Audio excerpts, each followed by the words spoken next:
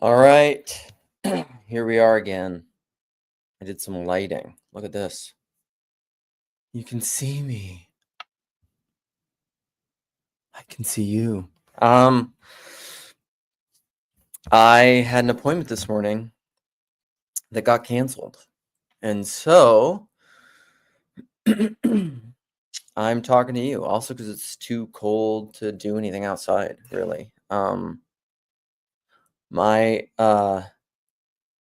want to show you guys this. This is my one daughter. She has this elf on the shelf thing. It's hilarious. So this is our, here you go. Look at Christmas tree. There's my makeshift lighting. So can we see this? So this is like can we see? It's a bunch of little footprints in do you guys know Elf on the Shelf? And then this is my chandelier up here. And look at this guy just chilling. Like he's just relaxing. He's like a smug, relaxing. Oh, here's the before. So he was yesterday, the silly elf on the shelf was relaxing up on a kitchen ledge, and he and he was trapped somehow in tinfoil. Merry Christmas, everyone. Good to see you, Matthew. Parlato, my red-headed Italian. Yanni, good to see you. Do you prefer Yanni or dog? Yanni dog? Wow. I'm happy you're here. I think okay. And aside from what is a eurythmy of the TLC, because I want to get into that, but I also want to talk about Jan God and David Busitil, and Jan God on Jacob's channel, Jacob's Corner last night. That was good. That was interesting. I don't know Jan God that much. I don't think we've ever really interacted outside of the comments.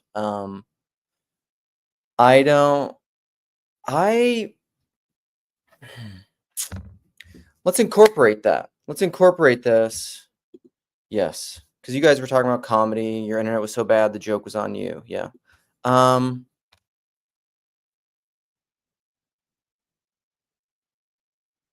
wonder what you think about this. So in my description of this video, I put in a few things. The 3 things are PVK's homeroom from today, which was entitled,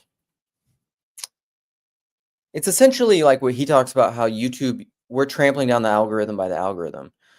TLC is the telos of YouTube. Paul said that before. And he's also said that his whole purpose in what he's doing, or he's said at one point, in contrast to like Peugeot, is he wants to build a community.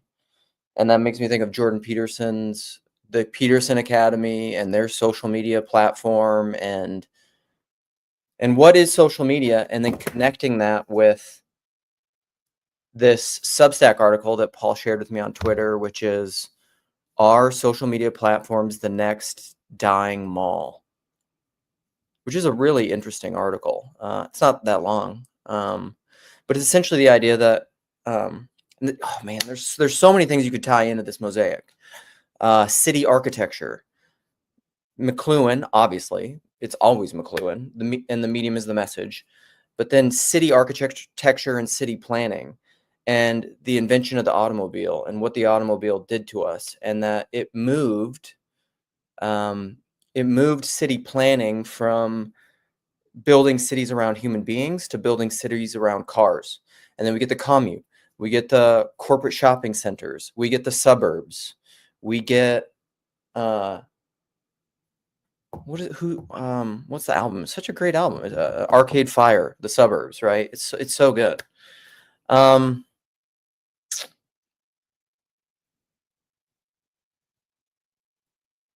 So what are PVK's homeroom? He was basically he's talking about building community through social media, and that this is what we're doing. And this came up in my live stream on YouTube, censoring me and taking down Sam and I's live stream that Almond Tree was doing on the telepathy tapes and communication, and what is communication, and the meaning crisis.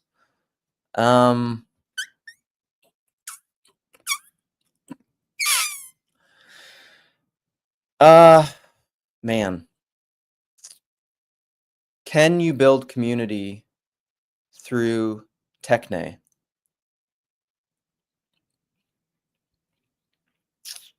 Is that a form of digital gnosis? Because Paul, at the end of his video in the homeroom, he said, what the TLC is about people. It's not primarily about ideas. And that's something I said years ago, which has become TLC lore a little bit, to Nathan Orman, Digital Gnosis, when I jumped on one of his streams with some guy that I connect with. I want to reconnect with that guy. He's an Australian dude. Was really smart. I had multiple conversations with him that aren't public, who's really awesome. I shared it with Mark Parker the other day. Who shared it with me? Jeff Pace, who I'm going to be talking to in a few hours on PBK's online estuary. He shared this video with me when I first spoke with Digital Gnosis, which was not when I said it's deeper than ideas, man, because Digital Gnosis came into the, I would consider Digital Gnosis to be part of the TLC. He's a little bit periphery now because he doesn't participate very much, and participation is key. But I think Digital Gnosis is still trapped in the medium of the what I call the despirited breath of the written word, which is tied to Socrates' lament of it, saying it will make us forget. And I said this on Paul's, I screenshotted it and shared it with some people, but I said this on Paul's video today. Who did I share it with? I sent this to a smaller group of people. This wasn't my huge spam that I sent out to a bunch of people. So I shared it with my boy Jess. Jess, you can show up here if you're watching. Oh, no, I didn't. Was it with, it was maybe on Jonathan Demir's video, which is linked in here, about Eurythmy. But I said, yeah, I was talking about despirited breath versus Eurythmy. So the written word, Socrates said it will make us forget. And then it was Paul's video about, it was his last video about, he made something, and it's connected to my ideas about sola scriptura and text having meaning. That was my last live stream. And I said a text per se does not and cannot have meaning. And I think this is where Digital Gnosis is trapped, is that he thinks that texts or even ideas have meaning in and of themselves. And I don't think they do, except I said this to Steven, except I said that Steven D20 had on his channel, because he's been going through all this, that, oh shoot, I need to find that, because this is an important piece of this mosaic. Okay, Steven, I think that was on your channel, right? In the comments, you said a possible, which one was it? A possible quantum mechanics of the divine. Shoot. I can't find where I comment about all this. But it was essentially that, what was the idea? It's essentially that ideas or words don't exist. No, it was on the Friday Morning Nameless. That's where it was. It was Steven's talk with Neil. There's too many things. I can't keep track of all the things. All right, it was in there. Sorry, this is taking me a while.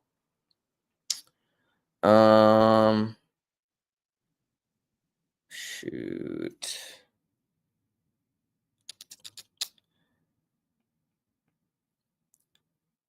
Yes. Okay, here it is. I'm gonna pull this up because I want to show you guys this. This is key to this mosaic to understand what I'm talking about. All right, this will take me a while. I will share the screen so that you can see what I'm doing. You get to see a little bit of my algorithm. I love this Rose Anvil guy. He cuts boots in half. He's just fantastic. He does quality things and talks a lot about shoes. Quality fashion is very big to me, important. The Friday morning nameless. Let's go there. Chadrick. Here we go. See ya. Steven, Sam, you didn't know who Steven was. This is Steven D20. He's fantastic. You should be talking to him about evolution, many things. Sam should get in on this conversation about evolution and science with Neil and Steven. That's my suggestion to you. Okay, let's go down to this comment. Where are we at? Right here. Boom. Are we working? We're here. Okay. So, wow, I've been thinking along these lines for a few years. Bravo. Putting it all into context and summing it all up so well. I'm floored. You put words into the soup I've been cooking for a long time.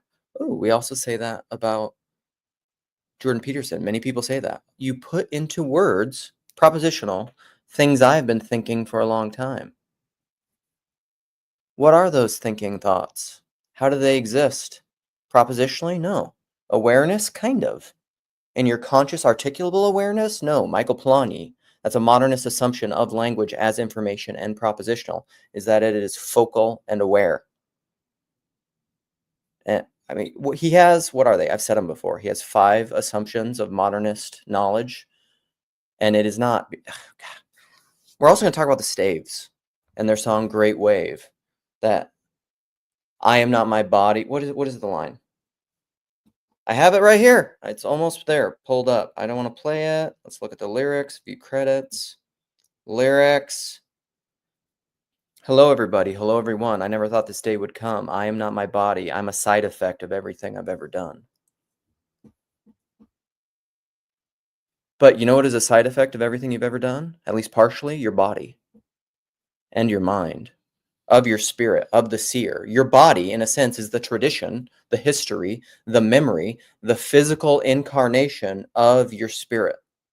That's what your body is. And it's a memory. Your body is a memory.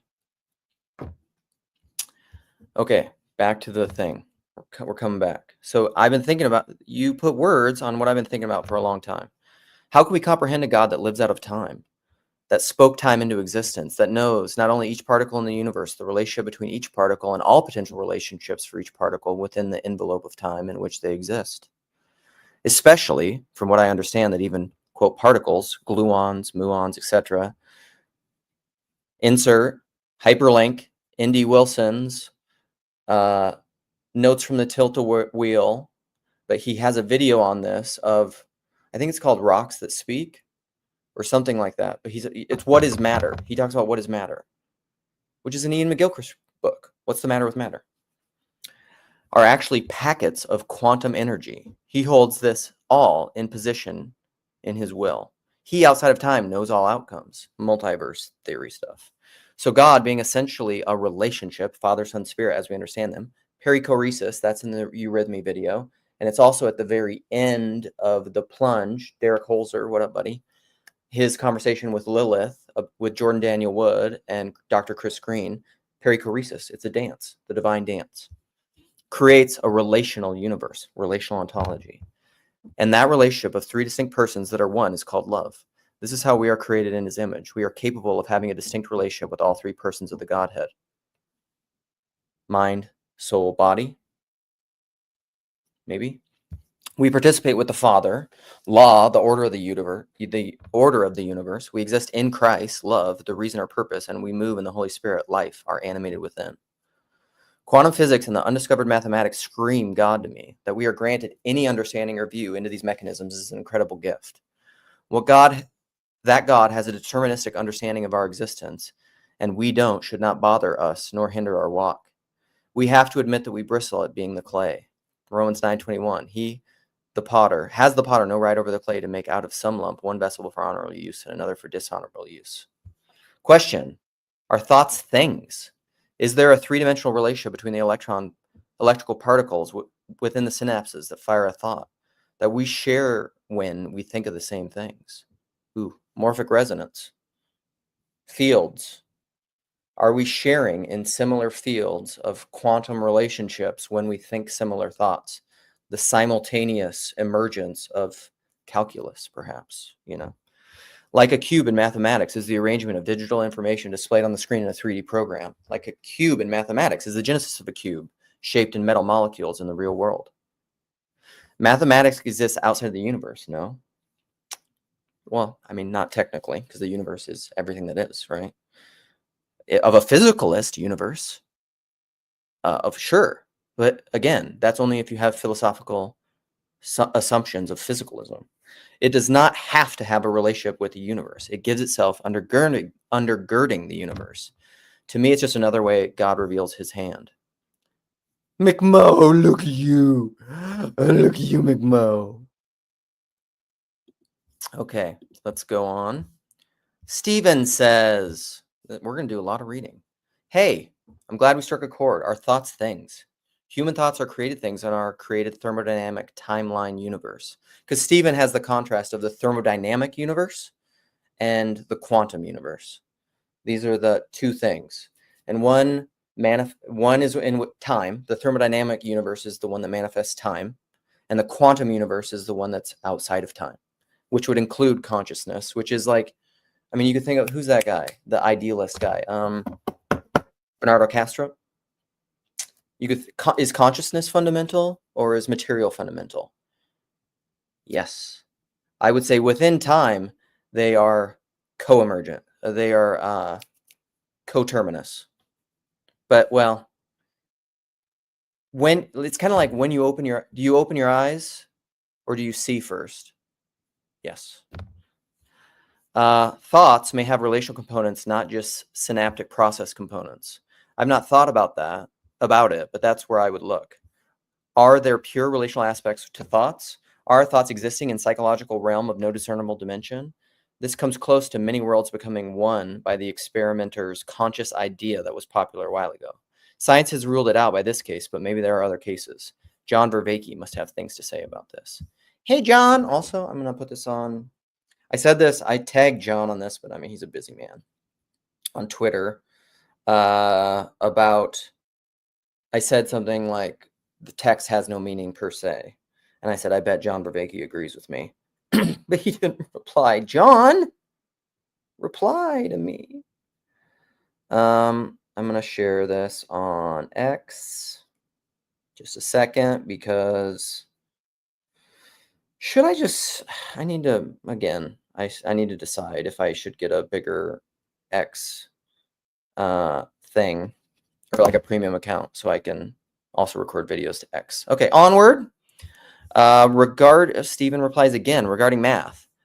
I think it's a created thing, but is it existing in a time dimension? I'll be much more ready to designate math as created and relational and outside of time if and when the Schrödinger equation for the wave function of the universe is proven to be complete. But at that point, the math and theory of many worlds are one. I do think human interpretation by thought has fundamental differences and advantages over the math. It seems to create math. That, as you may say, seems to exist outside of us, perhaps for the reason I give above, and as you say, God revealing his hand. It's something like pure relation, but also something more or less. It's like a garment for the human theory to wear. Just popped into my head. Thanks for commenting. I'm just a regular doofus. Okay, this is a personal thing about how they're, self-effacing and saying, I don't get these things, thank you. Which, whatever, you know more than you think you know. All you need is love. Ba ba ba da ba. So then, whoa, is the mind of God underneath at the core that we don't see easily but interact with through the grace of God as a garment for the human theory to wear? The eye with which you see God is the eye with which God sees you. Master Eckhart. Like the mind moves the bones that carry the muscle that is sheathed in the garment that we observe, I don't know. The more I try to sound smart, the stupider I feel. Welcome to the club. And I said non-thermodynamic thoughts would be angels, one within the hierarchies. So if thoughts or ideas exist, and again, per se, well, within the perichoresis of a relationship with God, because God alone has aseity, right? Self-existence. We are contingent beings, logically. I wouldn't say mechanistically, I would say logically. Does that mean that we're not eternal? I don't know. I mean, I need to get into origin, but if this is my angelology, and I say, like, within the infinite regress of creation and its angels all the way down, think the music of the Ainur with Tolkien in the Silmarillion. There's a lot of insider language. I mean, for those with the eyes to see and ears to hear, maybe, if I'm saying anything of dear Lord, like Bishop Barron and like who else, if I'm saying anything of value, make me say correct words. Let's say that. Like, make me say true words. If thoughts exist, they're angelic.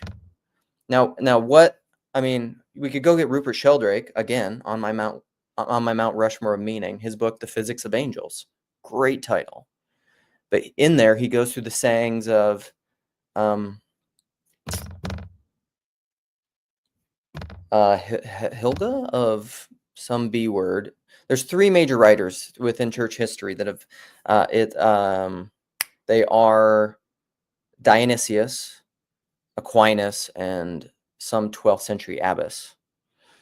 I forget her name all the time, but he goes through all these quotes, and it's awesome. It's really awesome. But there are 7 hierarchies of angels, I think, whether thrones, powers, dominions, principalities, all the way down. Angels, archangels. What would a thought be? I don't know. Principalities, perhaps?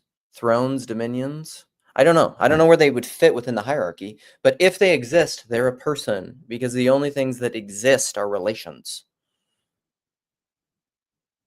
I don't believe in substance ontology. And Stephen said, I'll go along with that. Okay, let's stop this now.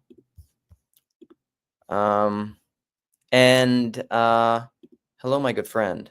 OG Mike, Gabriel, Jeremy, Gavin. Hello. Delano? What do freckles mean then? I don't know. I don't think I have freckles. Or I don't anymore. I used to. Okay, where was I before I went on that tangent? I lost myself. Eurythmy. Angels. Oh, we're still talking about Jan God. You still here, Jan? Thank you. Jan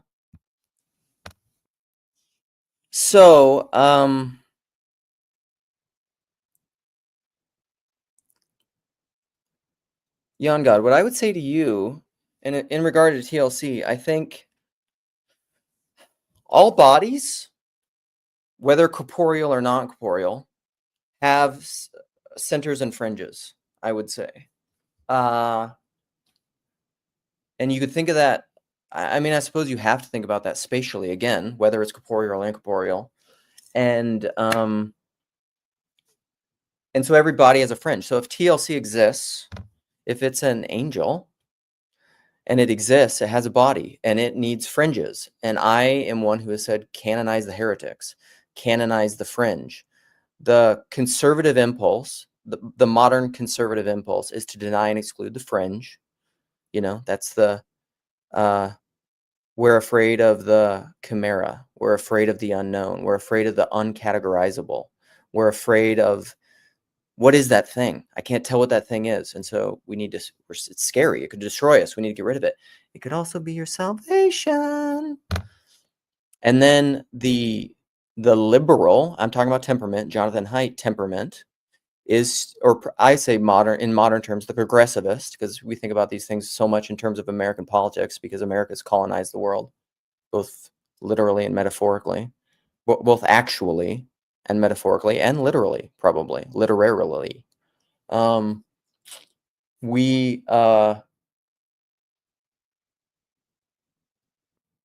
progressivist impulse is to want to normalize the fringe.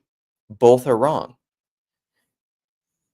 because both are insisting on their own way, and so both are not existing in love. Because here's the thing, Henosis by kenosis. Thank you, Evolving Spirit. Hildegard of Bingen. Yeah, there we go. Henosis by kenosis. At one-ment, being, unity, bodies exist through self-emptying. and death brings forth life. It's a circle of life.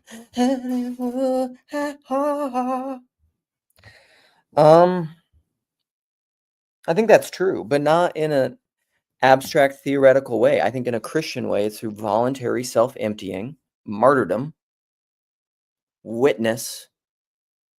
Forbid me not from living. Let me enter into the passion of my Lord. Ignatius. Is that Ignatius of Antioch? Irenaeus? I always confuse them. If you insist on your own way, and the current form of that in our ideological age, think Richard Rowland and his what's it called again? His thing he's doing with Peugeot, where he goes through history. I mentioned in the last live stream, and he talks about the rise of the nation state. So we had tribalism, family tribalism, ethnic, genetic heritage, which this is before we knew about genetics, tribal. And then that moved on into, that evolved, like monarchies, right? Think of Judaism. Like, we want a king like all the other countries. Monarchies evolve, emperors. And then there's the fall of that with World War I, you know, Franz Ferdinand. The fall of empire, the kings, and now kings are kind of just merely kind of symbolic, and I don't mean symbolic in the technical sense where it's an icon. I mean it in the colloquial sense. And then is the rise of liberalism and democracy. But then with liberalism, that splinters, and the contradiction arises within liberalism, the Tao.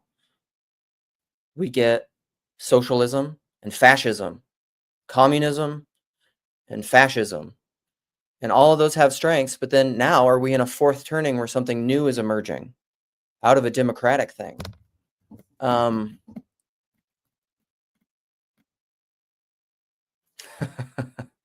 am frenetic. This is my eurythmy, Paul. If you do not, otherwise it's just ideas. This is my beautiful, harmonious dance. This is like the OA. Let's watch it. Can we watch that? Will we get a OA dance? Oh my gosh, let's watch it. I know Grizz likes this. I mean, it's on YouTube. Why can't we watch it? We ought to be able to watch it. But this is what I think of kind of with eurythmy, is this thing. Okay. Okay, let's pause. Let's get our settings right. Can we do this? I'm just going to try.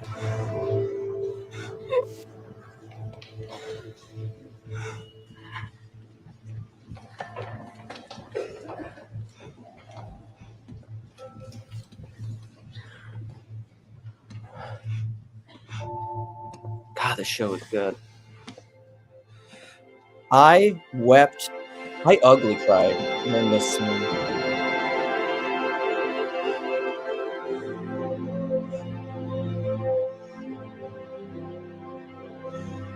Give yourself to it, Mark. Give yourself to it.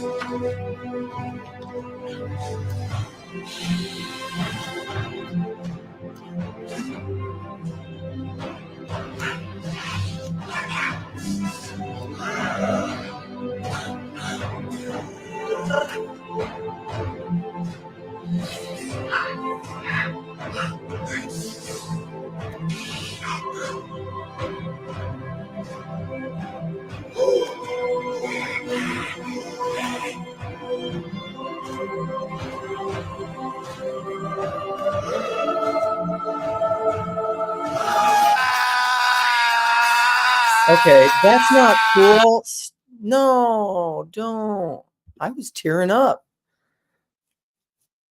I mean, it's probably funny. But I think it's beautiful. I think that last scene in the OA, is it cringe? Is it post-cringe?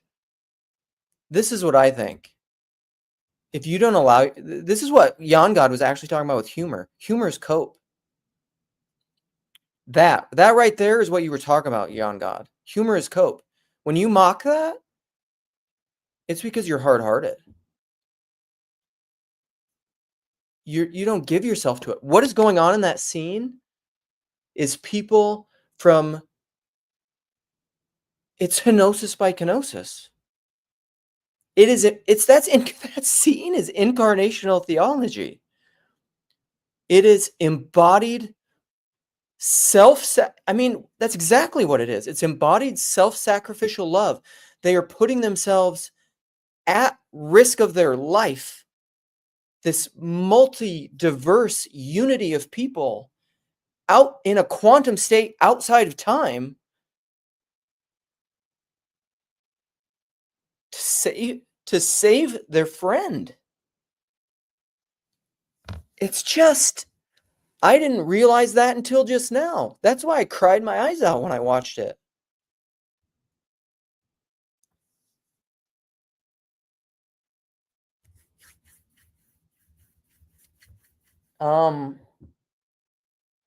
It's a great show. Here's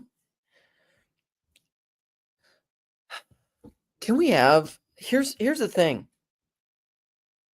I saw this in a YouTube comment, and I've been quoting it, and I think it's true.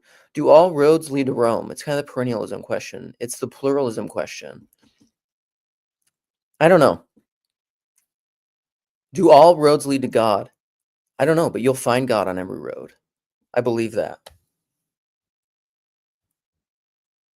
I really believe that, because I believe what Jordan Daniel Wood is on about in his book, The Whole Mystery of Christ. Let's read it. I have this saved. It's a screenshot on my phone. I got to go find the screenshot. I don't have all this prepared because I'm thinking ahead of my head. This is off script. I do not prepare these things. This is working in the spirit angel of my mosaic vision, and then I just start talking. And then we see what happens. Okay, quotes. I have quotes saved on my phone. Where you at? Where you at? And I know it's toward the end of my quotes. Here it is. I know what it looks like, the thumbnail. Maximus's ambiguum as the focus and summary of his book, that the word of God, very God, wills always and in all things to actualize the mystery of his incarnation. I used to be a Luddite, somewhat. I mean, I couldn't go fully into my hippie thing. Rigel Thurston said this, that his parents, there's two kind of hippies. There's the let's get stoned and not work hippies, and then there's the let's live off the land hippies. In my, one of my many multiverse life dreams, choose your own adventure storybook, Luke Worlds, is I'm a live off the land hippie. And Sherry has done that. Good for you, Sherry. In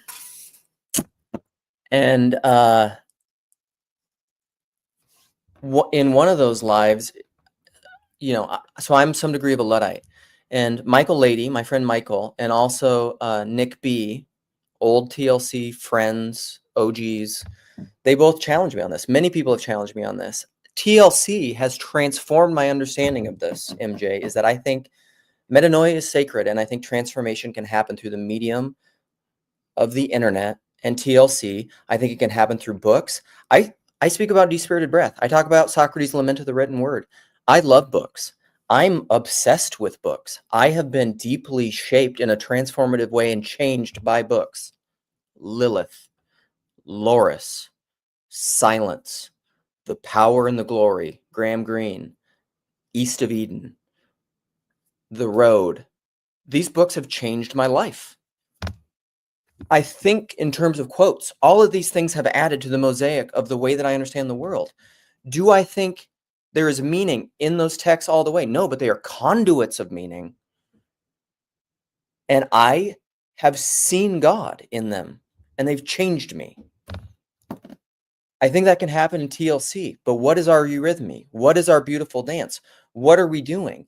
It can't be just about ideas, man, and it has to be about persons, and it has to be about persons in an incarnated way where we can dance and create art, because art and create Berdyaev, my friend Graham, pardon, his quote, his Nikolai Berdyaev quote is creativity is fundamentally anti-idolatry.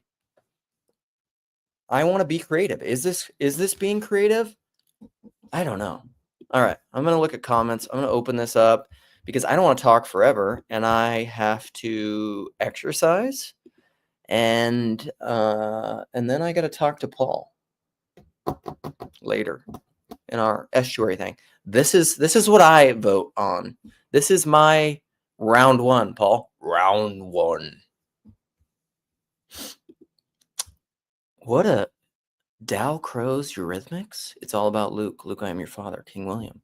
It is all about me. That's what when I was going to do a podcast, which is now just this, I live stream. I was thinking about that is the person is the nexus and locus of all meaning. Everything that I know is about me. It is about me. It is and it is not about me. What up, Nate? I feel inspired. I missed the very beginning, so I don't know what show you're talking about, but you were on fire. I really like what you said about. I particularly like what you said about those books because it's like if the Word of God is actually the Word of God, is the Logos, then the Bible is not the only place where you can encounter Him. No, but you definitely will, and I think it's special. This necessarily follows, by the way. Like there's no way that's not a true statement. If you think that's not a true statement, then I would say that you are by definition an idolater. Well, that's kind of that's the funny thing, right? That's Antichrist. It also reminds me of the two books, right? It's like the idea, the whole idea of the book of nature would be that you can counter the logos everywhere, basically. Yes. Yeah. I just don't understand how that's not obvious within Christian theology. I think it's one of the. Okay, I don't want to do this because I'm actually getting ready to launch a defense of modernity and liberalism soon. That's a conversation that I have. It's like in the background brewing. I heard you riffing a little bit about that on yesterday's stream. So I'm actually planning on having an extended conversation about that because I feel like we're kind of like overcorrecting, and and it's like I certainly have some shared ideas with some of the post-liberal thinkers, but I think that they miss the goodness that we have received from modernity and liberalism, and they basically want to attribute everything good in modernity and liberalism to things that pre-existed modernity and liberalism. But I don't think the historical case for that is pretty weak. Say that one more time. Who wants to attribute everything to liberalism? Like Steven Pinker, the Enlightenment? No, I mean that's the other extreme, right? Where like there was nothing like liberalism is the greatest good in the and there's nothing greater, and there's nothing. I don't want like I'm not. I don't. I want to defend a kind of like a Christian modernity and Christian liberalism is what I want to defend. I think that they both arise out. I think both like modernity and liberalism both rise out of a Christian world. Yeah. So I mean, and I think that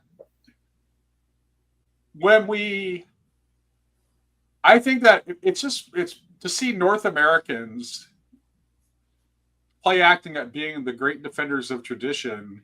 It's just really strange to me because I wonder if they really understand how the world was before those earth-shaking events of our not too distant past. Like, do you really think that it was really swell to live as a medieval peasant? Do you really think that? Well, that's kind of that's the rose-colored glasses. Like there were great things, but it was also right. There were great things. Yes, that's right. That's right. Yeah.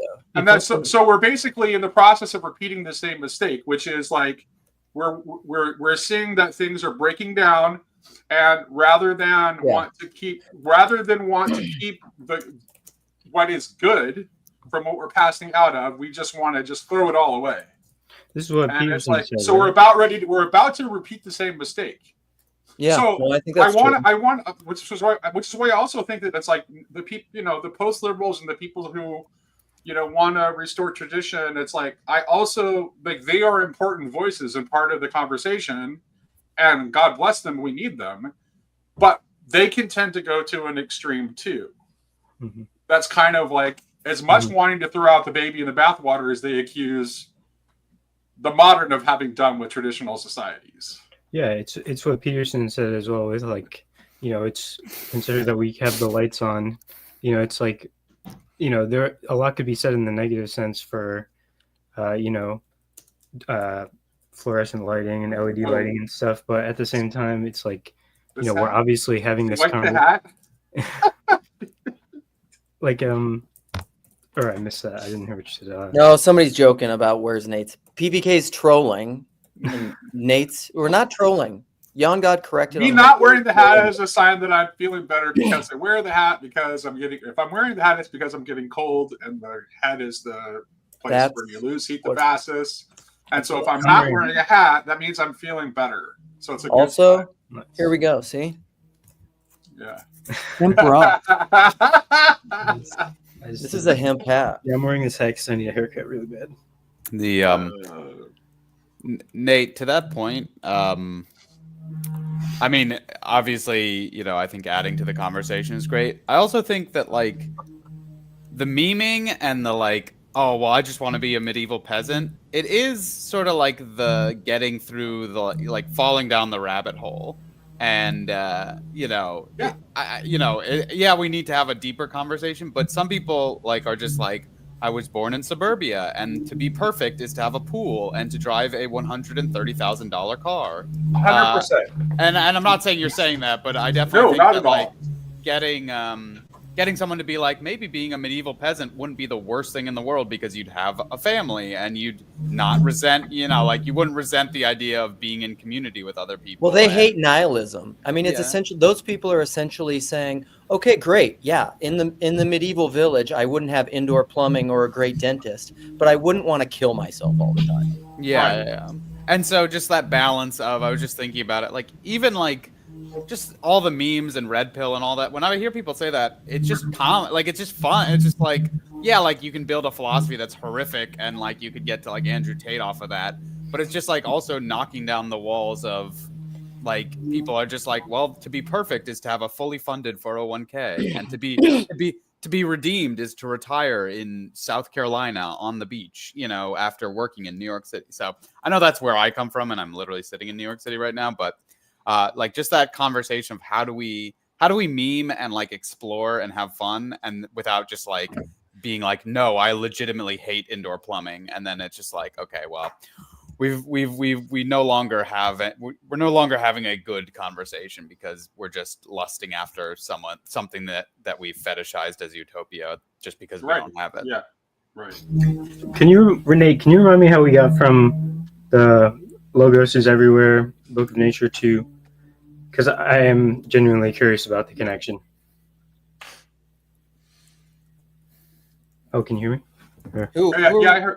I was able to hear you. Were you asking me? No. You remember, because we were talking about how Logos is everywhere, and then you made the connection to taking the good, like, remembering the good side of modernity and stuff, and I'm trying to remember the connection. Oh, I don't know if there was. I don't know what the connection was. It wasn't that I was bouncing off of. It was something else that Luke said. Yeah. Well, Nate was just saying liberal. He's going to be doing a defense of liberalism and modernity. But, like, this is. I'm trying to remember why. I think there was a connection though. There was, and I don't remember what it was. But it wasn't between those two things though. Okay. There was something else that Luke said that made me think of it. This is what I would say though to that, and most of the. Jess and I talked about this in our non-dual conversation. Most of the people who criticize me in TLC of, like, propositionalism or modernity or that was the bridge. That was actually the bridge. Right.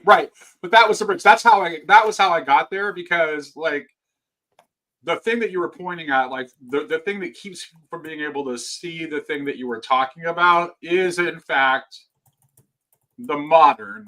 frame is what keeps people from being able to see the kind of interconnectedness that you were talking about. Like that's why. And the reason that is because the modern frame and the liberal frame both like are focused on the lowest things for like and bracket out everything else. But that doesn't mean they have. But here's the thing, though: it doesn't therefore follow that there's no space for the higher things within liberalism and modernity. What it means is that it's just not concerned with those things because it's focused on other problems. Yeah, I've got a lot of noise. That Jonathan, that specifically was the bridge between me. That's why I went to like because I wanted to make it clear that I wasn't just bagging on modernity for easy rhetorical points again, because that gets tiresome. Yeah, no, there's a lot there. There's a lot of noise going on, and I also have to take out the trash, so I will be right back. Luke, I missed the beginning of the stream, but I'm so excited to watch it back. Yeah, what show were you talking about? the OA. The OA. Yeah, okay. God, okay. I love that show too. I mean, Grim likes it. Or at least he thinks it's important. He points. I think it's very important too, and I think most people, it's too. Dumir would love it because it's too out there for most people. I think most people who like it or who don't like it are just like, they're just like, what is happening in this show? What is going on? Because it's like, I'm trying to get the plot. Trying to remember the plot because it's a trip. All right, let me share this. Let's read it because it's good. I love it. But I just gave the big last scene of it. So the OA is a Netflix series about a young woman who returns home after being missing for 7 years with new abilities and mysterious mission. Prairie Johnson. She's gone missing for 7 years, and she calls herself the OA for Original Angel, and has regained her sight. Prairie recruits 5 locals to help her save other missing people by opening a portal to another dimension. And just to point out that that's literal. She was blind. Yeah. When she went missing. Yeah. Okay. And it's just like there's all these other dimensions, and so how they travel to these other dimensions, though, is there's an evil scientist who wants to capture these people and studies them and actually imprisons them. And how they travel to the other dimensions is he puts this thing over their head and he drowns them. And when they die, they have near-death experiences where they travel to other dimensions. It's so awesome. It's so cool. Oh, I love the show. It's fantastic. Right. It's the kind of show Hillsdale would love. Well, it's like, it's loaded with like all kinds of things, right? I mean, yeah. Here's this new commenter, Dalcrows. Who are you? Come and play. Click the link. Like and subscribe. Buy me a coffee.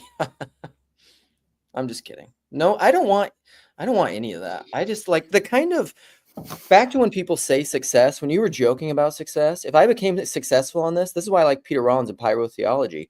I would burn this shit to the ground. If it became successful, I would just like run away faster than anything. What define successful?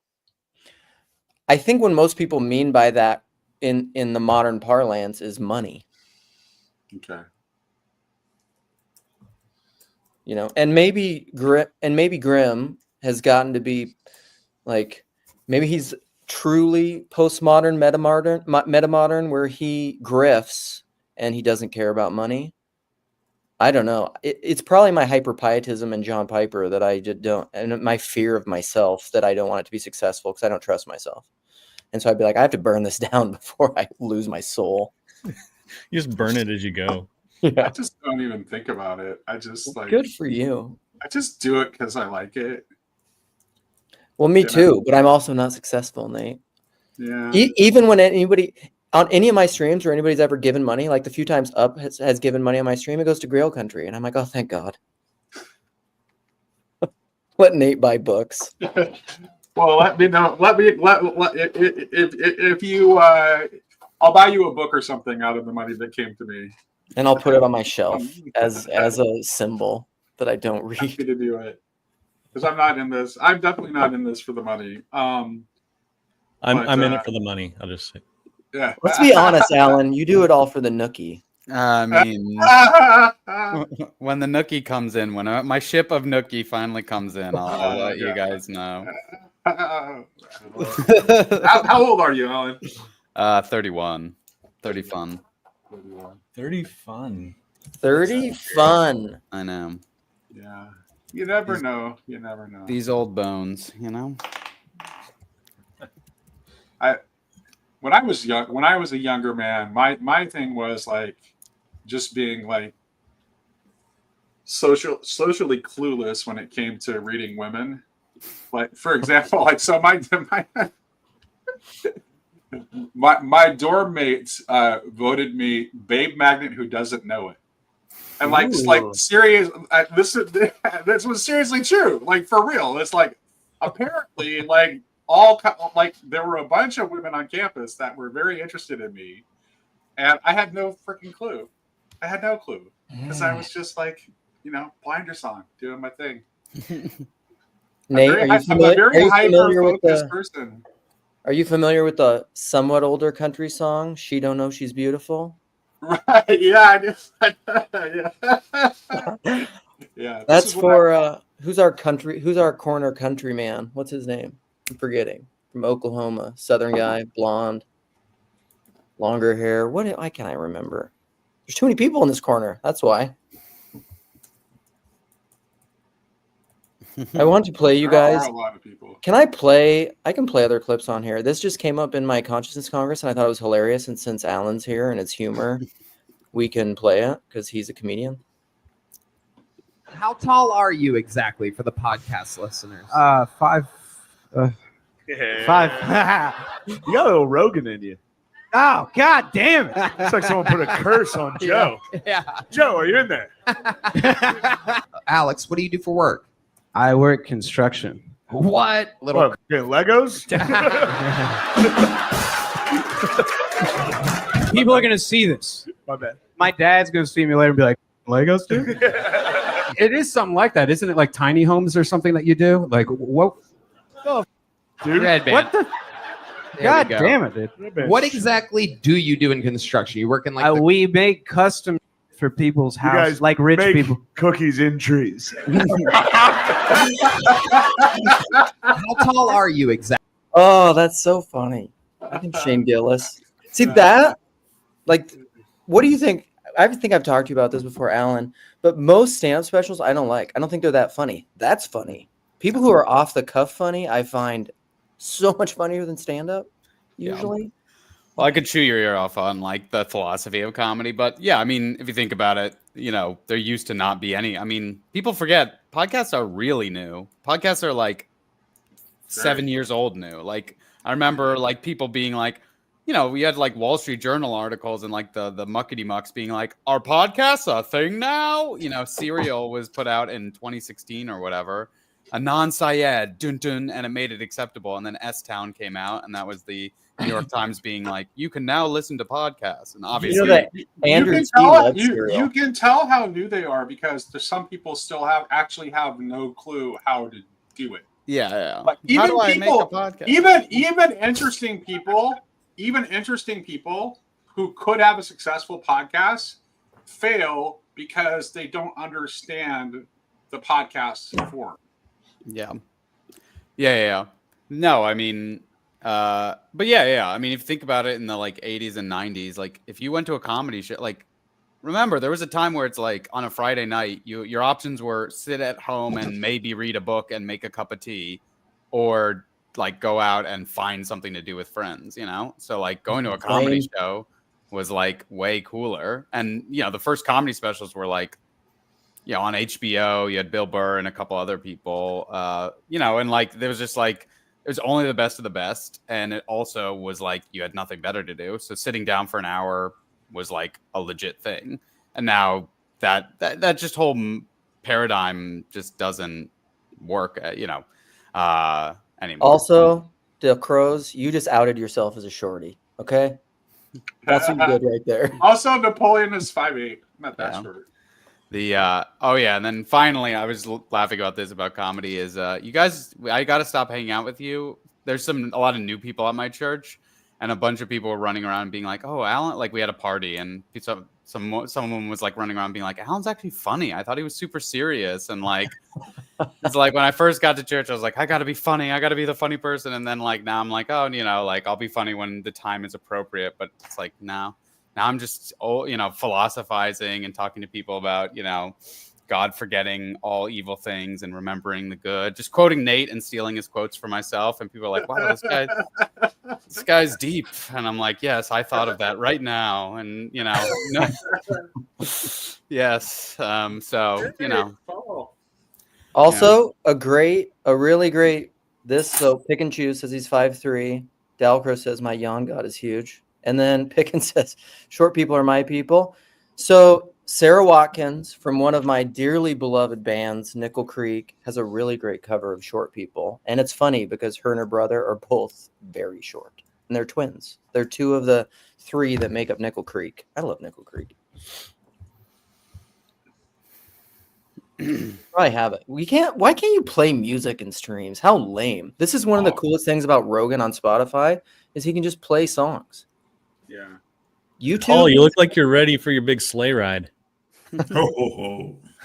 Yeah. I decided to let it grow, let it grow, let it grow. I want to see that. I want to see that you singing that while spinning in the yard. There's no snow in Sacramento. Yeah, you have to. Yeah, I'll have to go up to the mountains. None here this year either. We only have snow like every few years. We've had snow once, twice. I heard you waxing eloquent about the climate in Sacramento, but y'all's summers are too hot. I'll take the Pacific Northwest over California any day. I'm sorry, because it never gets super cold here, but it also doesn't get super hot. It's just like don't see the sun. It just hangs between 50 and 70 the entire year. I mean. It does. Sacramento can get seriously hot. That is true. Yeah, it can get really hot. Like we have like triple digit days for us are like once in a decade occurrences. So they're really rare. Well, you were talking about podcasting. I was early adopter with podcasting. And it was really cool. And now it's just sort of flooded. Ooh, Jonathan outside. Here's the thing, though, Paul. You can tell this is interesting to me because you can still tell that it's relatively new as a form because there are still people who like go about doing it who clearly don't understand what it is. Like I mean, people who were super interesting and could have a successful podcast who fail simply because they don't understand how the podcast world works. Yeah. Well, but go ahead. Just to that point, Nate, is like there is a like form to it of like you can't just be like, this is an article I wrote for the New York Times that I'm now reading on a podcast. Right. It's not an audiobook. And a lot of these academics who are really smart don't want to be like, if you have no relation, if you feel like there are almost no podcasts where you're like, I have no relationship to this person who's speaking. I don't know at all what they're like. You need a level of like, oh, he's this way, he's a party animal, or he's an academic guy, or he's funny, or his life's a mess, but he's fun. He's a great comedian, or Joe Rogan. It's like you feel like everything about Joe. Like, how would he act in this? Oh, he would talk about gorillas. He would kick this thing. Whatever. I actually think somehow like someone mentioned, I think it was Jeremy mentioned like AM radio, like as kind of like podcast forerunner. And I think he's right. And I think I would specifically say that almost everything that's popular on the internet is traceable back to Art Bell. Like pretty much Art Bell is the prototype for like everything that succeeds on the internet. I've mentioned this as well, how like nobody likes dead air on like YouTube or because it came out of the it's understandable, but I think that's probably like one of the main distinguishing things that makes like digital interactions different is that there's always like a time, there's always a rush, like there's a window or something, it's like it's interesting how we don't just like. When was the last time there was like a minute of like contemplating how to respond to a question like in a live stream? You know, like interesting. Well, that's why some people don't like them too. I mean, somebody was just saying that recently on a channel, but they were saying, it was Mark, I think. Oh, because he was talking about, he's like, all these young guys in the corner that just talk like they just are on Ritalin. Well, he basically said, like, we all must be on uppers to talk this fast and this much. I've just, no drugs here. Yeah, that's pretty much like. I can't find that, but I'm over. The article I sent Luke on Twitter this morning by Ted Goya, the Substack. Oh, yeah. Ted's great, amazing. Yeah. And really got me thinking, because I've been thinking a lot, because Luke had the little takedown scare and I had my little takedown scare, and Clara rightly says, are we really going to get taken off of YouTube? Probably not, but it is pretty irrational and random. Yet, it's interesting watching the rise of Substack after blogging had sort of had its day and gone down, and Substack and Twitter are both trying to, Twitter now you can have your long tweets and you can have your videos, and it's just interesting watching the different platforms try to be the be all end all. And so, but I do wonder, I thought the analogy was really cool and really interesting. And the fact that, again, we are, especially in America, we don't use our urban infrastructure to connect. We connect in other ways. And so this is sort of the way we're doing now. How long will we do this now? Just even in the 7 years of the TLC, we've seen evolution, now what we're doing now in terms of, Jacob was the one who sort of pioneered this with just chatting. So it's an interesting thing to keep track of. Yeah. Destiny's probably on a lot of things, Mark. Hey, Paul. Actually, I have a technical question. Have you looked at Derek Holzer, who is the host of the Plunge podcast that Luke has been sharing content from here a lot? So I'm doing he's doing a series on Barfield next, and so I'm going to be one of the people he's going to be bringing into conversation with Dr. Michael DeFucia, who is the Barfield scholar that Michael Leidy had an interview with so long ago. Like the thing that actually got me in front of a camera, that's actually what ended up getting me in front of a camera in the first place. Is like Michael reached out to me after my comments on that and wanted to talk to me.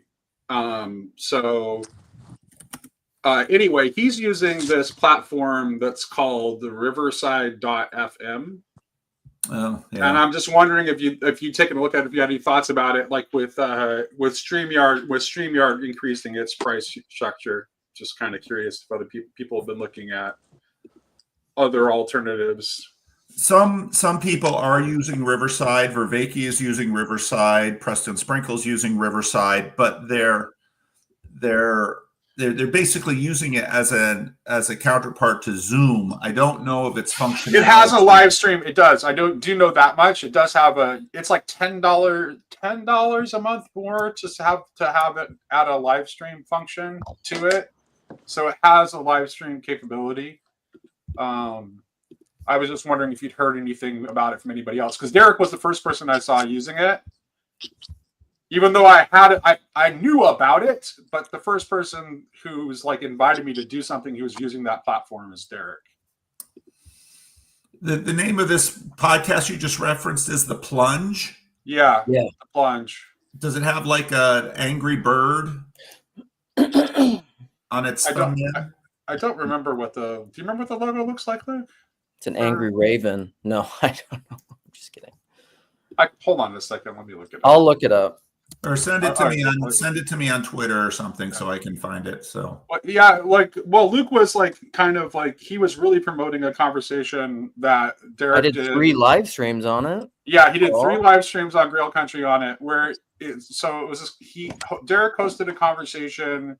He actually had Jordan Daniel Wood like live in studio with him, and then he also had Chris Green coming into the conversation too. So it was Jordan Wood, Chris Green, and Derek, and they were talking about McDonald's Lilith. Okay. On Yeah, YouTube, it's at Derek Holzer, and that's the icon. Oh, it's on YouTube. All He's right. only recently on YouTube. He was on Substack. I think it's on other stuff too. Yeah. He is primarily Substack. Oh, okay. And he just added the YouTube channels recently. Okay, which is a listen, good move on his Anselman, part, because you just have to be on YouTube. If you're doing Anselman a podcast and not on talks YouTube, about you Lilith. won't know what you're doing. Yeah. No, that's right. And that's why YouTube, I mean, YouTube has it cornered because YouTube has discovery. And there's That's nothing right. else right now that can do discovery. Even if you set aside the monetization, right, it's the discovery that is the superpower that YouTube has. Well, and it has Mark. I want to let Mark talk. Once Mark's upon a here time, too. Apple Podcasts used to have that, but it's not anymore. It's YouTube or nothing. Okay, one quick comment too. Also, these things aren't arbitrary. Like somebody, you think you can come in, it's just like a person or something, but you can't just in and of itself mimic and transactionally take something. YouTube is its own body. It's not arbitrary that YouTube is what it is. I don't think that you can just arbitrarily take what YouTube is and transfer that spirit to something else. Anyhow, Mark. Yeah, what's up? Yeah, YouTube is like a public square. It's where the old guys congregate at McDonald's at 5 a.m. in the morning for coffee, and anybody can show up. Like they tried to do other things with like BitChute and everything, and it just didn't really work. So YouTube is like where everybody goes to, learn how to change their tire, from learn how to bake cookies to like watch some old like jazz video or whatever. So yeah, it's pretty important. I'm just hanging out. I don't really have much to add. Okay. All right. I wanted to make sure you had, sometimes with, all of us on speed, it's hard to get a word in. Yeah, I appreciate it. Also, I just want to let you know that there does need to be I don't know how long we were planning on going today, but there does need to be a time limit because I've got a conversation with Jordan Hall at 9:30. Well, that's 2 hours from now, so it's like imminent. Okay, this is what I'll do. I'm gonna leave because I have things to do. Jess or Nate, you guys can take the reins. I like to give it to Jess. Jess is my. Why do you Jess always leave when I Jess is the come man. on the stream, Luke? Huh? Why do you always leave when I come on the stream? Is it because I stink? No, we can talk. Jess, told you privately. Jess has like god level powers to like he can actually upload stuff to the channel. Like yeah, it's no problem. Listen, Nate made me a king. What's his name? Speaker making salty and fresh. I'm taking over. Yeah, Topher. I am now salty. Jess is You're always the salty. Fresh. I'm salty. Jess has always been fresh. I'm Topher 2.0. Sorry. Also make me some sweet speakers. I miss Topher. He was great. He was great. It was great. No, Mark, I'm not saying you accused me. It's just fun. Relax, dude. I am. So what's been the evolution of Jordan Hall with the corner? That's interesting because he's been on small channels, his big channels. I mean, Jordan Hall is doing work, and Jordan Hall he's intuitive, but he's not wasteful. So so reflect on that for me. I'd like to hear it. He's talked to me twice, and I still don't know why. I do. He said he would talk to me again too. I don't. We actually talked about we talked about this a little bit like off camera, and it's like he's very much like Jordan when it comes to people inviting him to conversations. He's trying to follow the spirit. Like he's trying to like look for discernment as to whether he should talk to this person or not, and then he's going with that. Like So he talked to you, Jess, because God said it was cool to talk to you. That's what ultimately. That's what. He said that when he gets a message, he just prays about it, and then he makes. Yeah, that's right. That's right. Yeah, and I believe him. Like at the end of our last conversation, he said, "I'm really surprised that you want to talk to me, as if any of the things that I'm saying is helpful." And like, I was like, "Yeah, talking to you is always helpful, Jordan." Because like even like I don't even. Like just the fact that he would like listen to me and then provide feedback, like that's tremendously valuable. Right. Much less like just like me asking questions to him and asking what he thinks about things. But like he'll listen to me and then give me feedback or what he thinks about stuff. And so I'm like, of course it's valuable, man. But I still don't know why. Like he said he would talk to me again, and I think I'll probably take him up on it at least one more time. But like you might have to pull a Paul Vanderklay and be like, you don't have access to the calendar anymore. You got to make room for other people. Well, so either God loves the TLC, which is true, and or we just have generated a culture of asking and boldness, and I've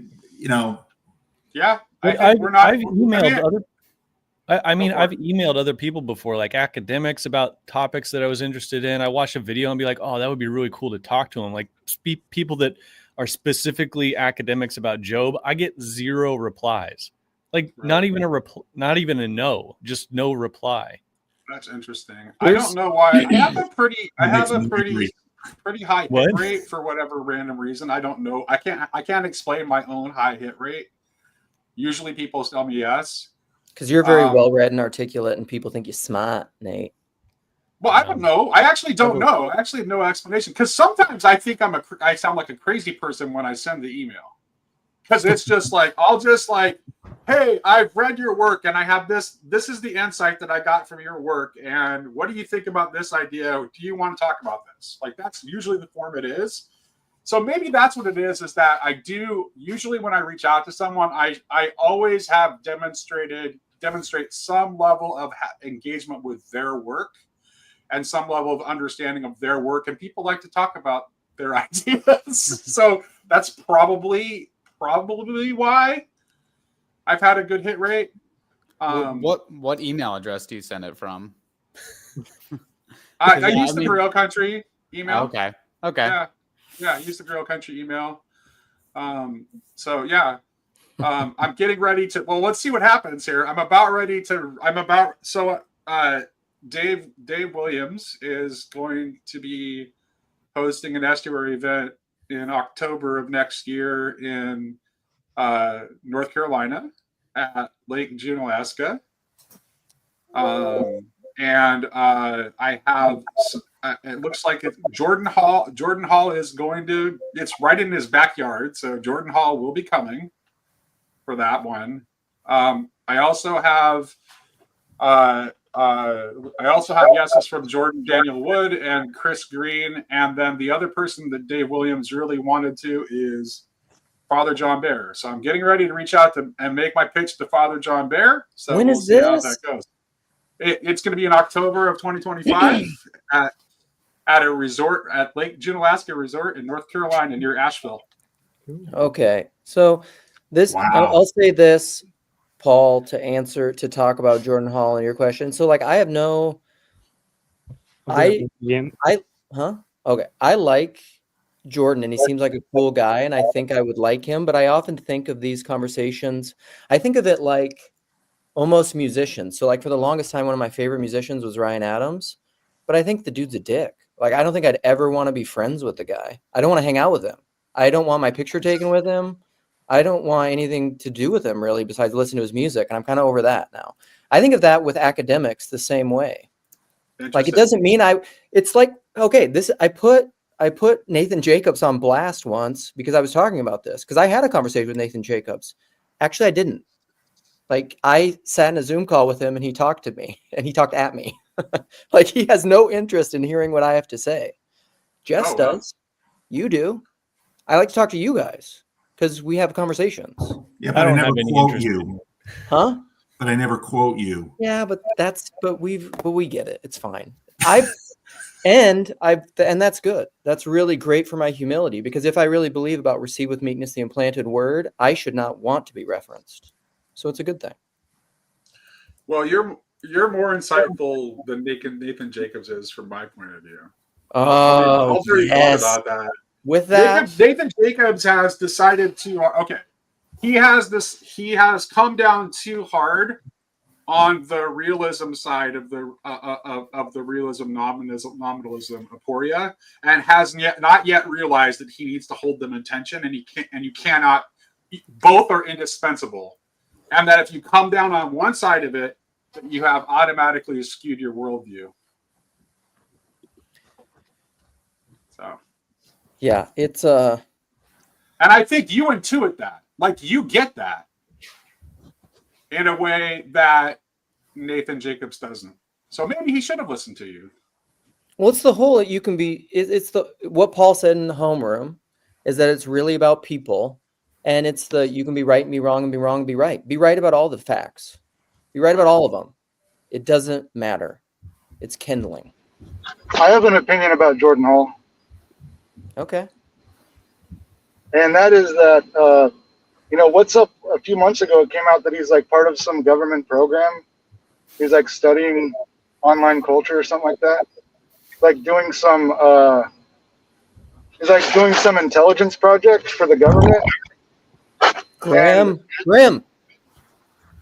No, but the thing is it's funny that like a few weeks later on Twitter, he came out with a post that said he was going to attend that, that one, whatever it was with Elon Musk and everyone that they had that rally, and it was like an anti-establishment rally.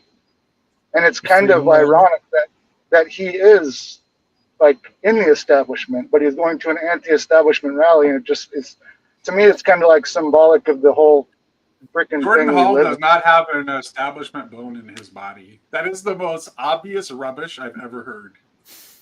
You have some sort of like evidence or? Yeah, I've talked to him multiple times. Not you about the government. Who knows? This is what I would say though, is like this is why I'm an anarchist. I don't trust scale very much. I have very little trust in it.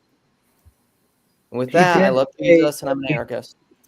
He did say that he had done some consulting with the government, and it was an offhanded comment, as I recall. Yeah, but lots of people do consulting with the government. Yeah, everybody does. Well, Nathan, you work for the... Nate works for the government. For the deep state. That's what everybody in the government does, is consulting for the government. Most of us work for the government. Yeah. No comment. Even indirectly, I'm working for the government right now. Like by subcontractor. I'm pretty sure there's a thing where with the birth certificate we're all actually deemed as corporations or something, and we enter into business relations with the U.S. government. So I think we all technically are working for the U.S. government in a way or something.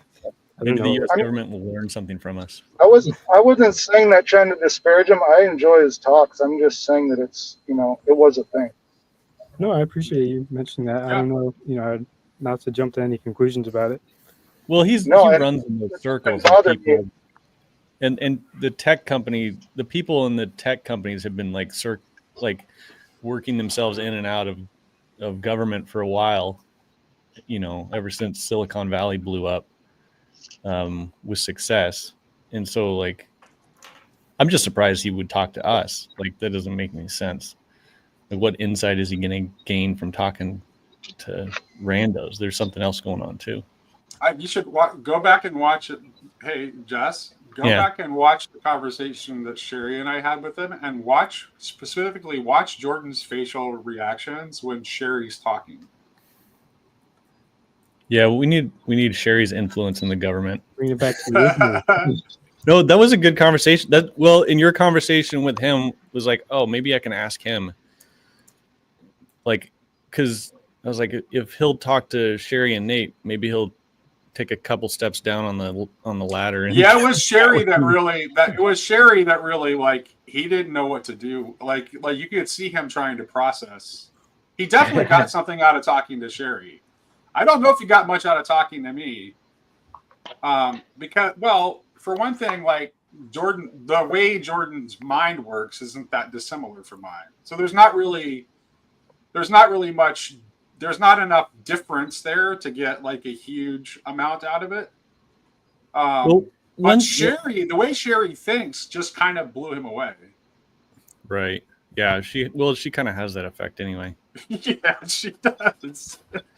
when I was talking to him, like it's a little bit funny because I listened to a bunch of conversations to his, especially the ones he had with like Jonathan Peugeot and John Vervaeke within the last like 6 months or so. And I would think, oh, this has a lot to do with like some of my thoughts on the book of Job and some of the things I'm seeing there. Like it'll dovetail really nicely. But it wasn't, when I actually talked to him, it didn't like click as nicely as I thought it would. Like I thought I would be able to just tell him these things. He'd be like, oh yeah, that's exactly what I was talking about here or there. But it didn't really, I don't know. It just didn't go. So the conversation that I'm going to have with him today is actually kind of first of all, it wasn't supposed to be just us. I had a couple of Girard scholars that were supposed to be in the conversation that ended up backing out. I talked with him about Girard in the last conversation because I talked to him about Girard's book on Job. We're not going to, since the Girard scholars backed out, we won't be talking about. I might reference Girard a little bit, but we won't be talking about Girard much. Well, because I looked up an old conversation of his, and he was talking about Girard in the conversation. But then when I asked him, I thought he was familiar with Girard, and he's like, "No, I'm not really." Like he kind of has the gist of it. Right. Gotcha. But I thought he was more familiar. Maybe you should ask him about his party with Elon Musk. His party with Elon Musk? Yeah, when you talk to him. I don't even know what to. No, not you, Nate. Didn't Nate say he was talking about? He was going to talk with him today. Yeah, I'm talking to him today. Yeah. At 9:30. Also, nice to meet you, Jess. I don't think we've crossed paths in the last. Good to meet you too. I've seen you around. But in any case, like the conversation we're going to end up having is probably we had a second conversation that got like eaten up by StreamYard because I talked to him while I was on vacation, and there was a lag with my hotel Wi-Fi, and as I was downloading it, I noticed that like the library was filling up, and I was just going to kind of like randomly delete one old video, but because of the lag, it ended up selecting all and deleted everything, including the video I was in the middle of downloading. No. Yeah. And StreamYard is like, yep, sorry.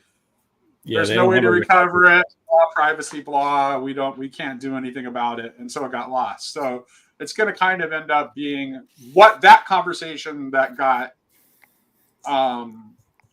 kind of swallowed up by the internet was about the connection between his previous work on Game A and Game B and Tom Berg's idea of the closed world of the serpent and the world open to Sabbath. Like it's actually the same problem that he was working on that Tom Berg presents in Meditations on the Tarot. I'd rather hear about that. Which he's now read. Which chapter is that? Do you remember? It's letter 10. Letter 10. Okay. Yeah. And the initial conversation that I outlined was like, it was actually like parts of letters 10, 11, and 12, a bunch of Girard stuff that I had mapped out. It was very complicated. But probably we'll just focus on that conversation about basically letter 10 is about the wheel of eternal return and how that's not if we take that to be the ultimate reality, then we are living in a delusion. That's exciting. I'm very excited about that. As you know, I'm a big fan of that idea. Right. That's cool to hear. So, What does I think Gabriel have to Jordan say? Oh, where'd Gabriel go? Just lost him. Second. Sorry, kids coming in and out of the door there. I tried to get on Friday Morning Nameless the other day, and all my settings were wrong, so I just figured I'd hop on and test them out and say hi to everybody. I don't know if I have anything to add in particular. The Jordan Hall thing, I was curious. I think because he mentioned he worked for the government, but all I remember hearing was that kind of Eric Weinstein kind of circle of elites who were working on that game A, game B, like you mentioned. So I didn't know if that was directly a government program or if that was just like Mick Mo was saying, the elites, a particular circle of them that were meeting. So that's the only thought that came to mind. It can't, no, because it can't be a government. Okay, that's the thing. This is why I knew immediately that what the guy was saying, or what Mark was saying, has to be like it's misguided, because there's nothing establishment about the people who are working on Game B. There's nothing establishment about that. That's an inherently anti-establishment project. And that is, Jordan is so wired for that, to think that the guy who was working on Game B his entire life, which is like, the system is broken, how do we fix it because this crap ain't working, that guy is working for the establishment? I don't think so. Yeah. No, that's kind of how I Well, was thinking about it. That's faulty logic. That's don't buy kind that of logic at all.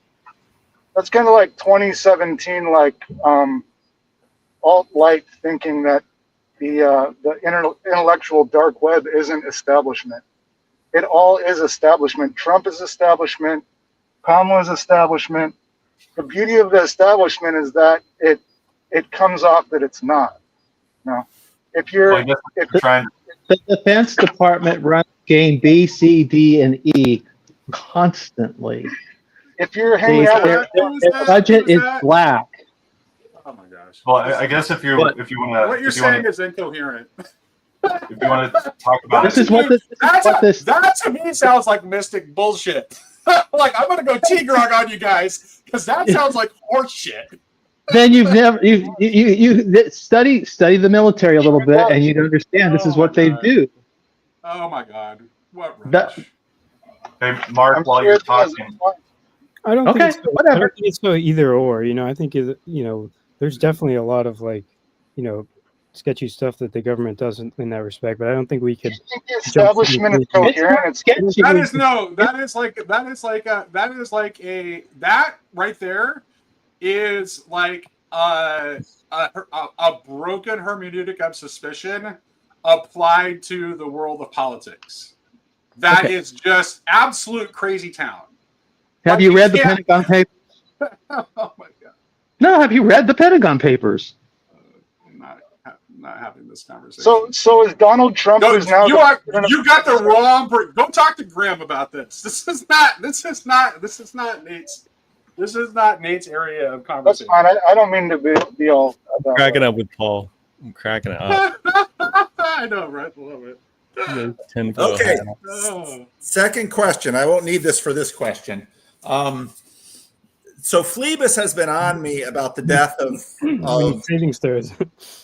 the randos practice, and I'm really sensitive about this because I feel bad about it, because the things have sort of overwhelmed. And so actually this morning's estuary live stream, I've got a bigger plan for, whether I pull it out is another thing, but I've got a bigger plan for sort of enlarging this. And so number one, is it sufficient that, because what I've basically seen is that the smaller channels like what Mark is doing and what Christian is doing and what so many other channels are doing, they're doing randos, is that sufficient? And that doesn't mean I don't want to do them anymore or I'll never do them, but is that sufficient? Or has the time passed so that, or has my channel changed so that randos can't quite have the same energy it used to have? Because if you go back and watch those early videos, partly because of the Jordan Peterson moment, it was a different thing. And so what, so what about randos? I mean, Jess is sort of the quintessential in this, because Jess was like hitting that Calendly app all the time, because he says to me, I'm going to get as many in as I can until you stop, because your channel's going to get too big and it's not going to be the same. So I'm really curious to get feedback on this from you all.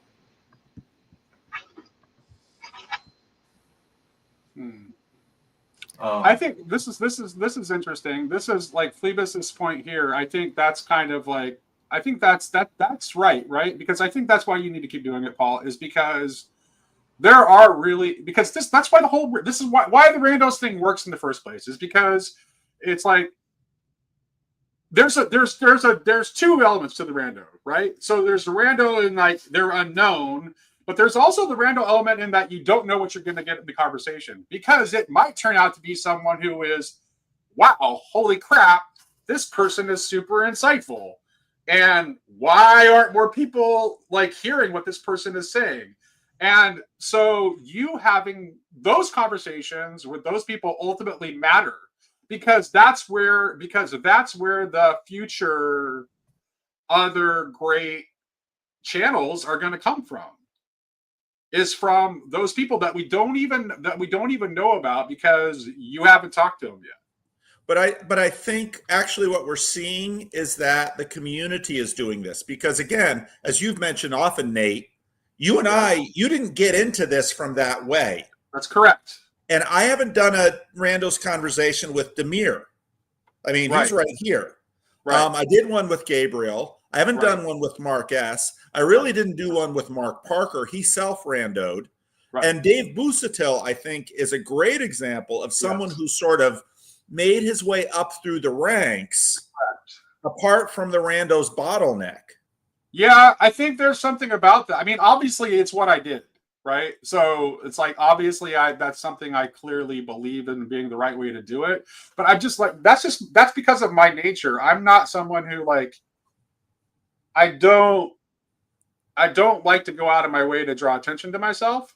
So I'm perfectly happy to just like talk to people, and like, if people gradually over time find what I have to say to be meaningful, that's great. But I'm not a big self-promoter. Yeah.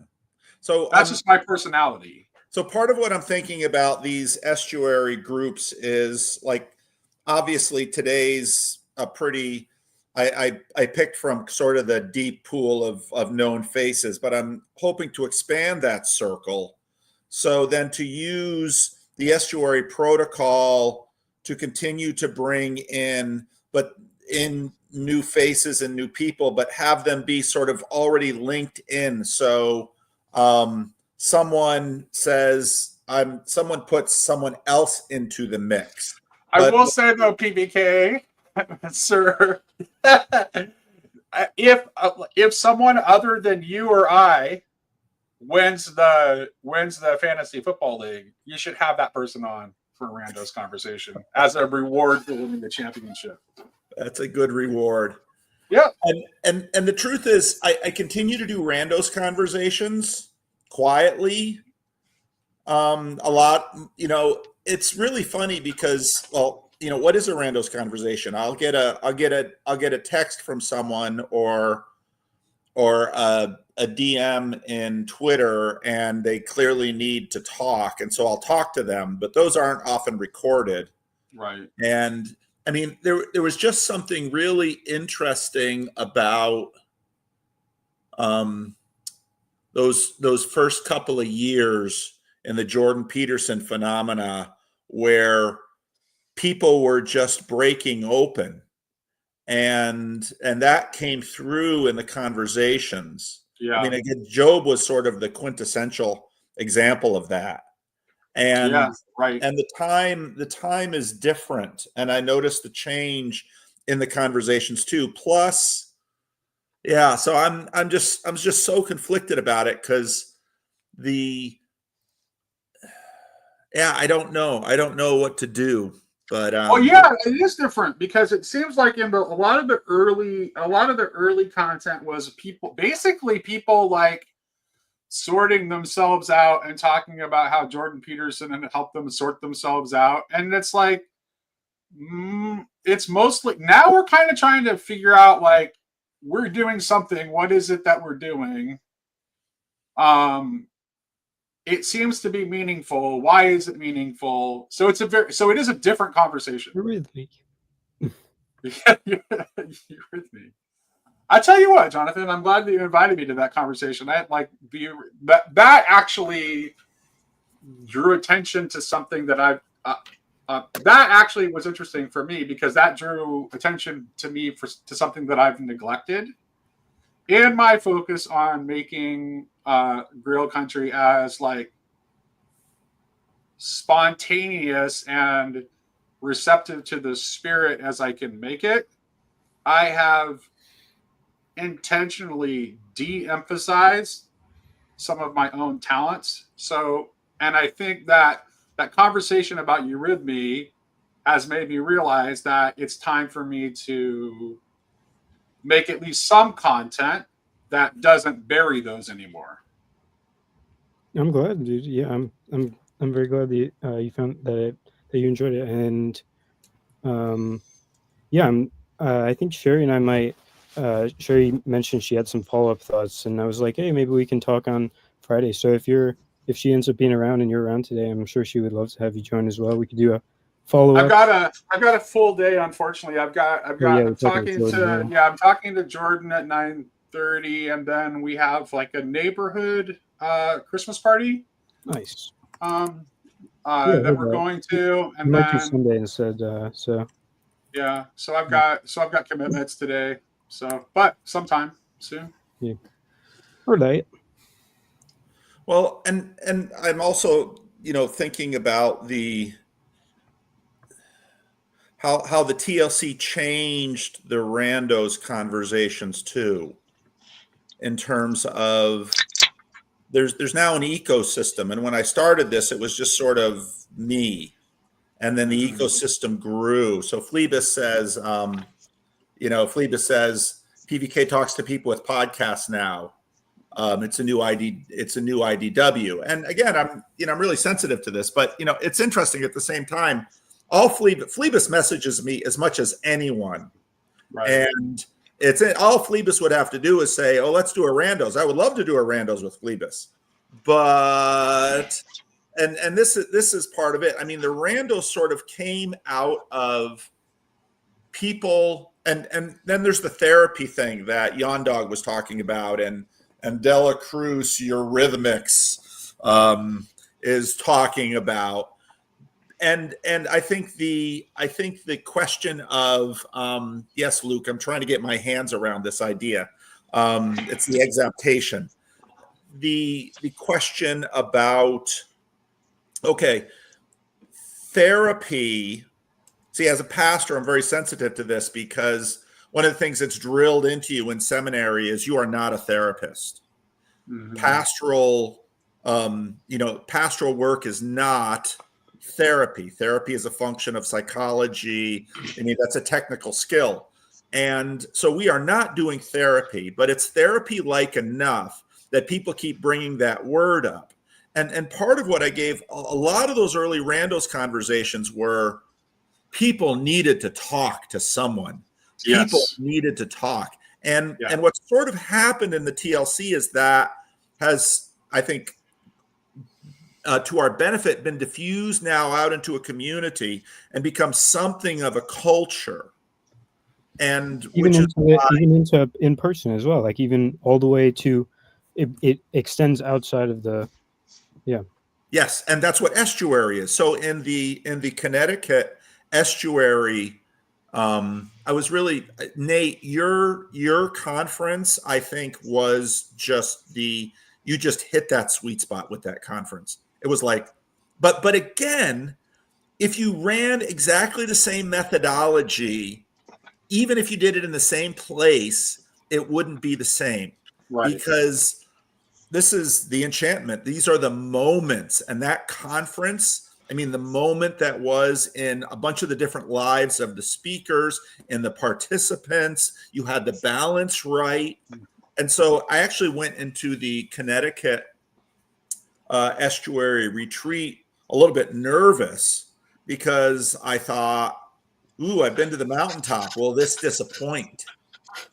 And it didn't. The estuary retreat really did well, but again, I watched it was sort of accumulative, but by the third day you needed the tissue boxes. But so I'm thinking this through, not just in terms of, I'm sensitive to Phlebas's sense of tradition that, okay, here we must keep the tradition alive. PVK must do 5 randos conversations a month, even if the randos conversations do not do what they used to do, either for the participants, but also for the community. So I'm just trying to get my mind around this.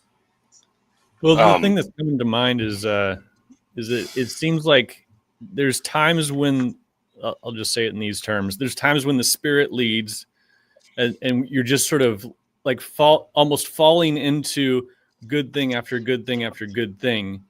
And then there's times when that ceases and there's like a ritualize those things that we just did.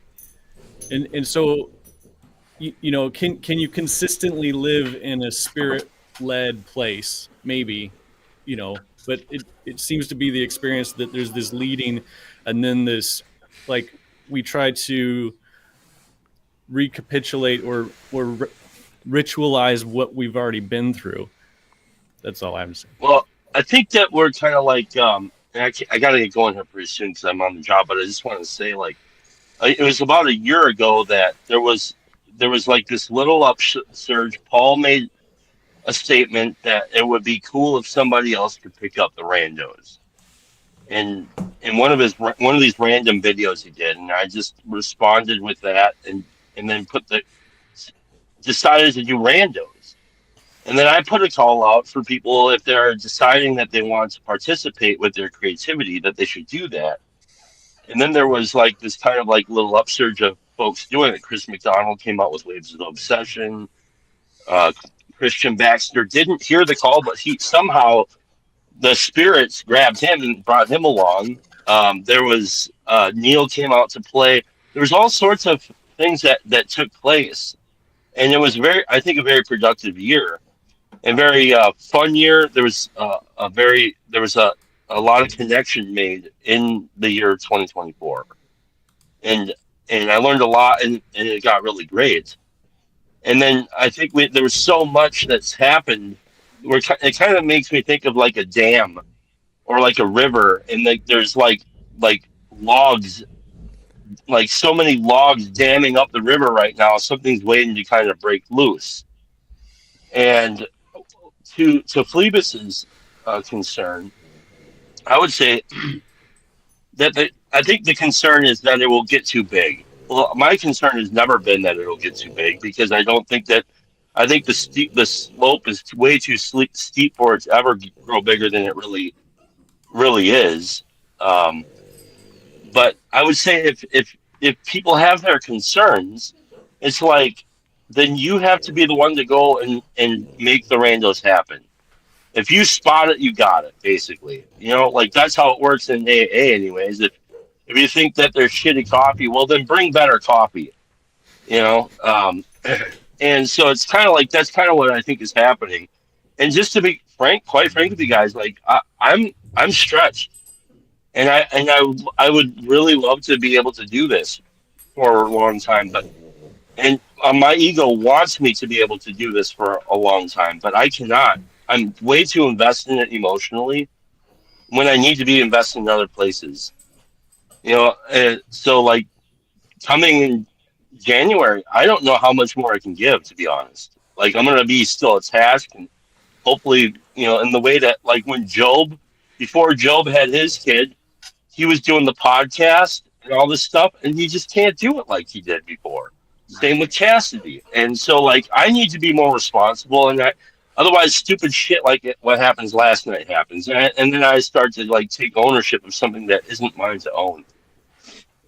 And so we have the conference in August, and I'm going to invest all of my emotion and creativity into that to the best of my ability.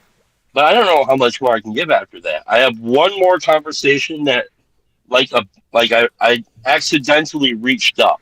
I didn't mean to. I didn't even know who the hell I was reaching to. Turns out the producer of the show Radio Lab wants to talk. Well, that'd be a great way to go out. You know, talking to the biggest blue church podcast in the world, podcaster in the world. I'd be happy to talk to him and just say I'm done. But somebody else has got to step up. Otherwise, it's yours. What's that? How'd they find you? He didn't. I found him. I just asked him if I could play some of his music on my channel, and he said, "Yeah." Oh. And I invited him to talk, and he said he'd love to talk. So we're setting that up, and that's ridiculous, dude. But you know, I was never a podcaster to begin with. I'm just a tile setter, alcoholic who wants to entertain and have fun with you guys, and I took it too seriously. So if somebody wants to invest their time and their care into something, and if you really care about this, you're going to have to be the ones to do it. That's just the bottom line. So Hey Chad. gotta go. Hey Chad. Yeah, be what's sure up? be sure to mention my name to that Radio Lab person and tell him about my channel and tell Oh, him. you know I will. You know where my grandiose bullshit goes to? Here, I'll tell you where my thought went. Oh, he probably watched the video and then he started like watching the other channels, and I bet you he's gonna do like what Claire's doing, but for Radio Lab. Radio Lab's gonna make a show about the TLC. You see how fucking insane I am? Like, this is insane. Well, So, unless, all right. wait a minute, unless Jordan Hall actually is secretly working for the government and is part of a part of a cabal that set this up. Right, because PBS is the government. Because PBS is the government, and Radio Lab works for PBS. So later, guys. Bye, Chad. I love you. I never said he was part of a cabal, but I do love your stuff, mate. I just want to say I'm a fan of your channel. It's great. Thank you, sir. Thank you, sir. I'm almost certain that this is Yon God actually being a troll, trying to just get Chad to react. Oh, that's so funny. You know, speaking of that same post, I don't know who Delacruz Eurythmics. I am not an Episcopalian. I'm an Anglican. I'm not an Episcopalian. I am a CH. I am a CH. I am a CHRISTIAN.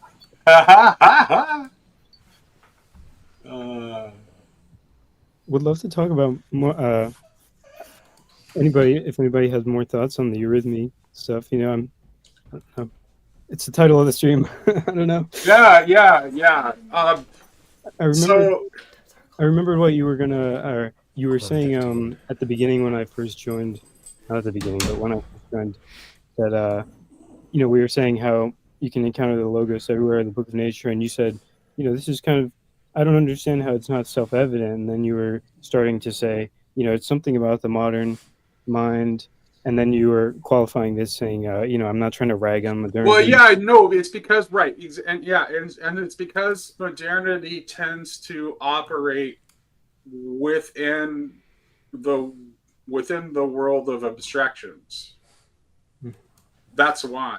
Yeah, like that's why it has a tendency to not see obvious things, because there are things that are obvious that are only obvious through experience, and not obvious through abstraction. What I would say, Jonathan, is the left brain is fine if it's submitted to the right brain. It's Romans 1.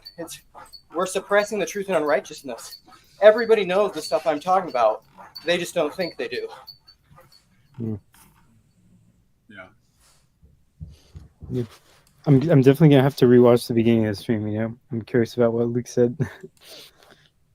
Well, he was talking about how like his encounters with the logos with books that aren't the Bible, right? And I caught like that. At least the churches that I grew up in, and it's like people would have a problem with that. I came to Christ through the I Ching, bro. It's like, right? You know, that's right. That's the thing. It's like There's yeah. If I could maybe pose it in a way that I've been thinking about it recently, thinking about the scripture when God makes something and then he sees that it is good. And it was always interesting to me that it separated the making and then seeing. So there was some sort of touching on the way Karen has been at the Meaning Code has been approaching the idea of measurement. There was some sort of measurement that went on after the making. And so it was this idea of the logos and everything, and God looking at the thing that he created and seeing that it was good. What is it that is happening that where he is seeing that thing is good? Is it to the extent that the logos is reflected, his logos is reflected back to him in the creation that he has just made? And then we see all this partial logos, like he was talking about in various approaches, these kernels of truth, these reflections of the pattern, these partial reflections of the pattern in various approaches to pursuing truth and trying to understand what's real. I've just been thinking about it in that way, and I was curious. So what I would say, though, is they're in the thermodynamic world, in the time world, as Stephen is talking about it, they're partial, but they're full. The fullness of a tree is in a seed. Receive with meekness the implanted word, that the high priestly prayer in John 17, I pray that they will be like I am with you. It's the fullness, man. The logoi have the fullness.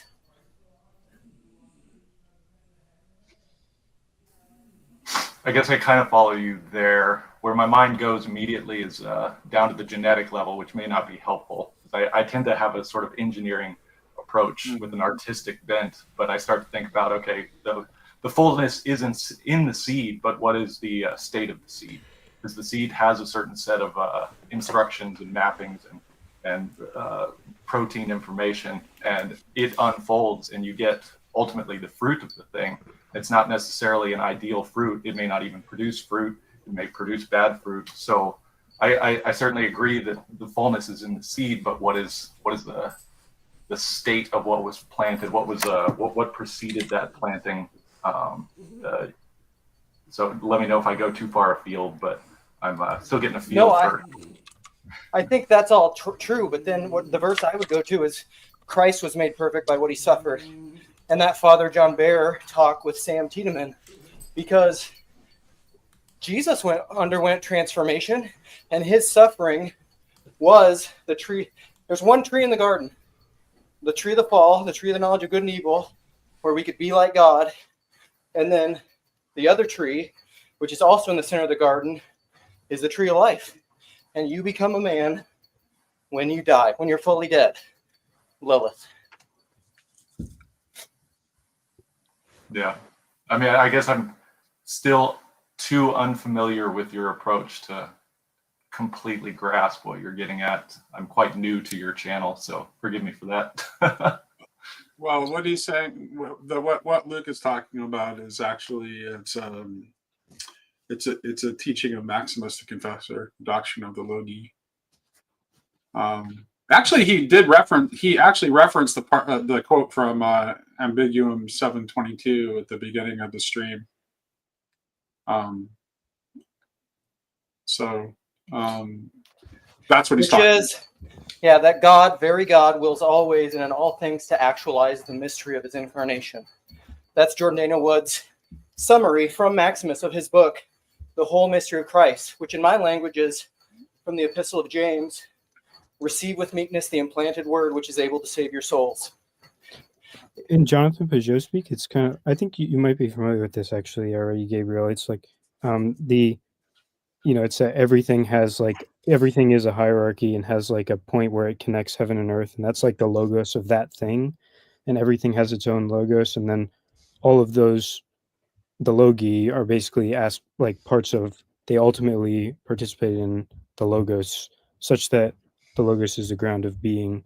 Through our apprehension of like where it connects heaven and earth is where we identify the pattern of that is what we're looking at or something, which is interesting. I'm not sure if were you kind of asking about or raising the topic of like, was this in connection with eurythmy insofar as like when something is created, then there's like a a time aspect of seeing it's good, or I'm not quite following but I think that's what there's something, I don't know.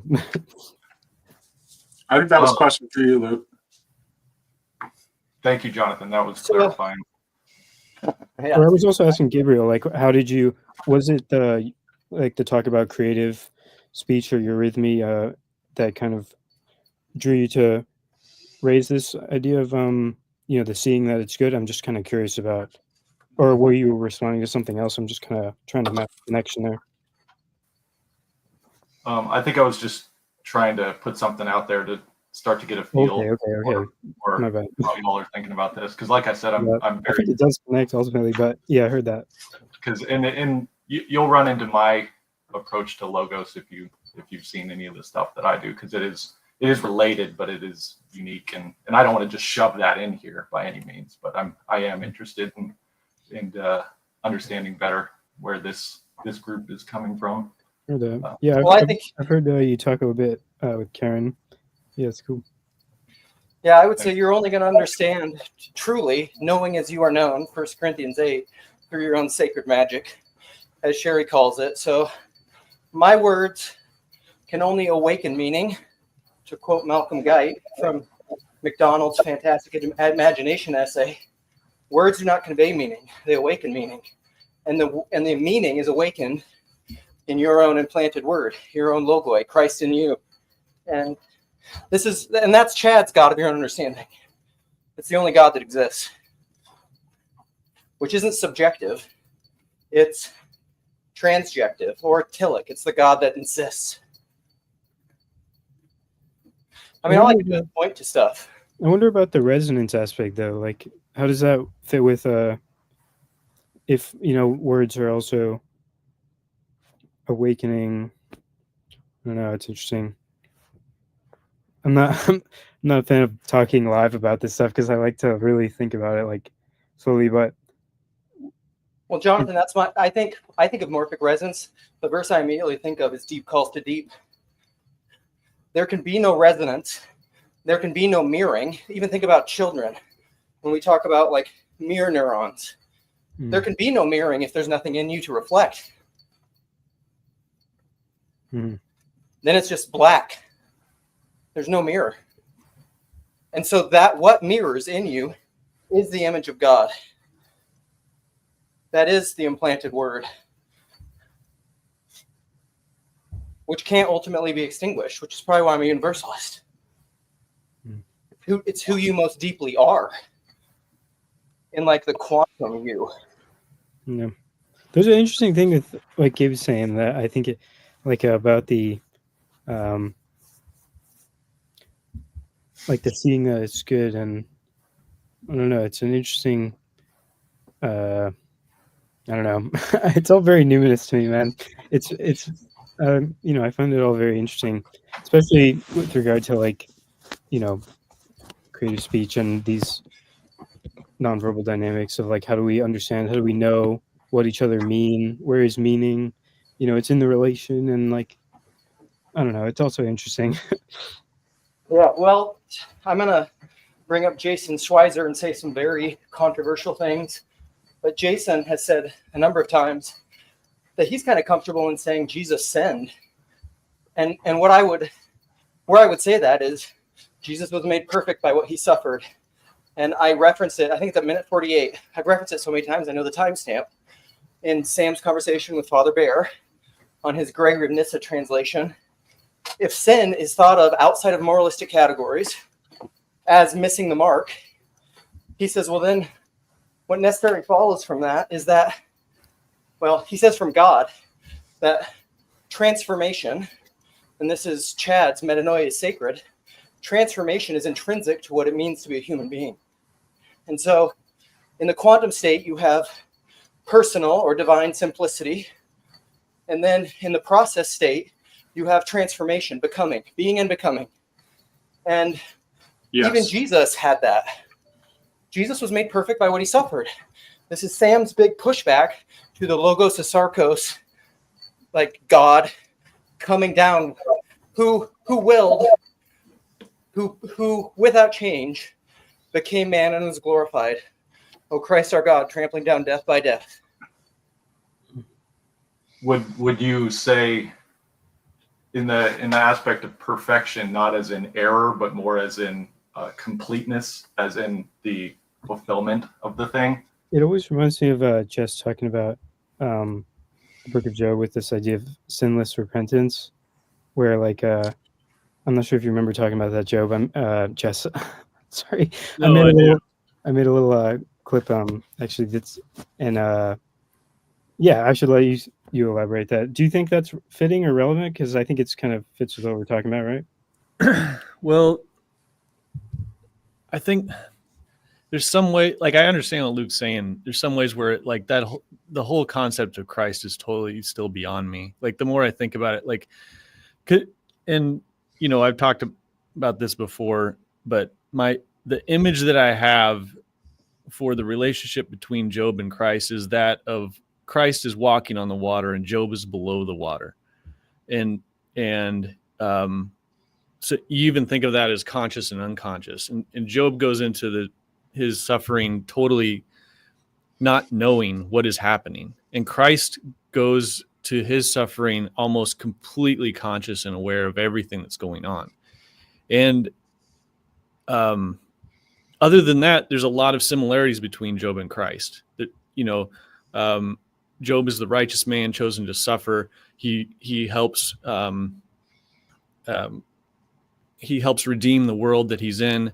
He becomes a mediator. Like all these things are directly attributable to Christ, except for that one thing is like this glaring difference is Job is completely unaware and Christ seems to be completely conscious. And so the reason why I bring it up, because I think it has to do with this idea of sin as well. And there's this way in which we are sort of prone to sin, missing the mark, and a way that, like, I understand what Luke's saying, that like Christ was man, so there's a way in which he like just did normal people things. Yeah, he just hadn't attained the fullness of humanity yet. Right, and that there's that verse, he's made perfect by what he suffers. But another part of me is like it's not even the same category that I would say that would be sin necessarily, where I think sin is a subcategory of whatever Christ is doing. Like whatever Christ does in his separation from the Father on the cross, like, my God, why hast thou forsaken me? Sin is just a subcategory of that separation. There's good separation and there's bad separation. And actually, that's why sin isn't a problem for God, is because it's actually a part of this larger creative process and the relationship between the Father and the Son that is sort of beyond me. And so when we fall into sin, we actually fall unconsciously into the story of Christ. But we do so out of a lack of trust of God. We take the fruit, we grasp at things.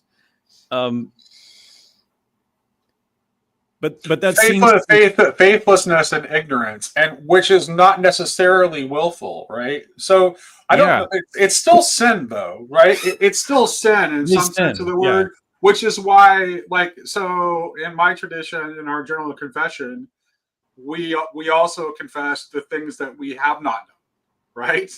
So it's not just about the bad things that you did.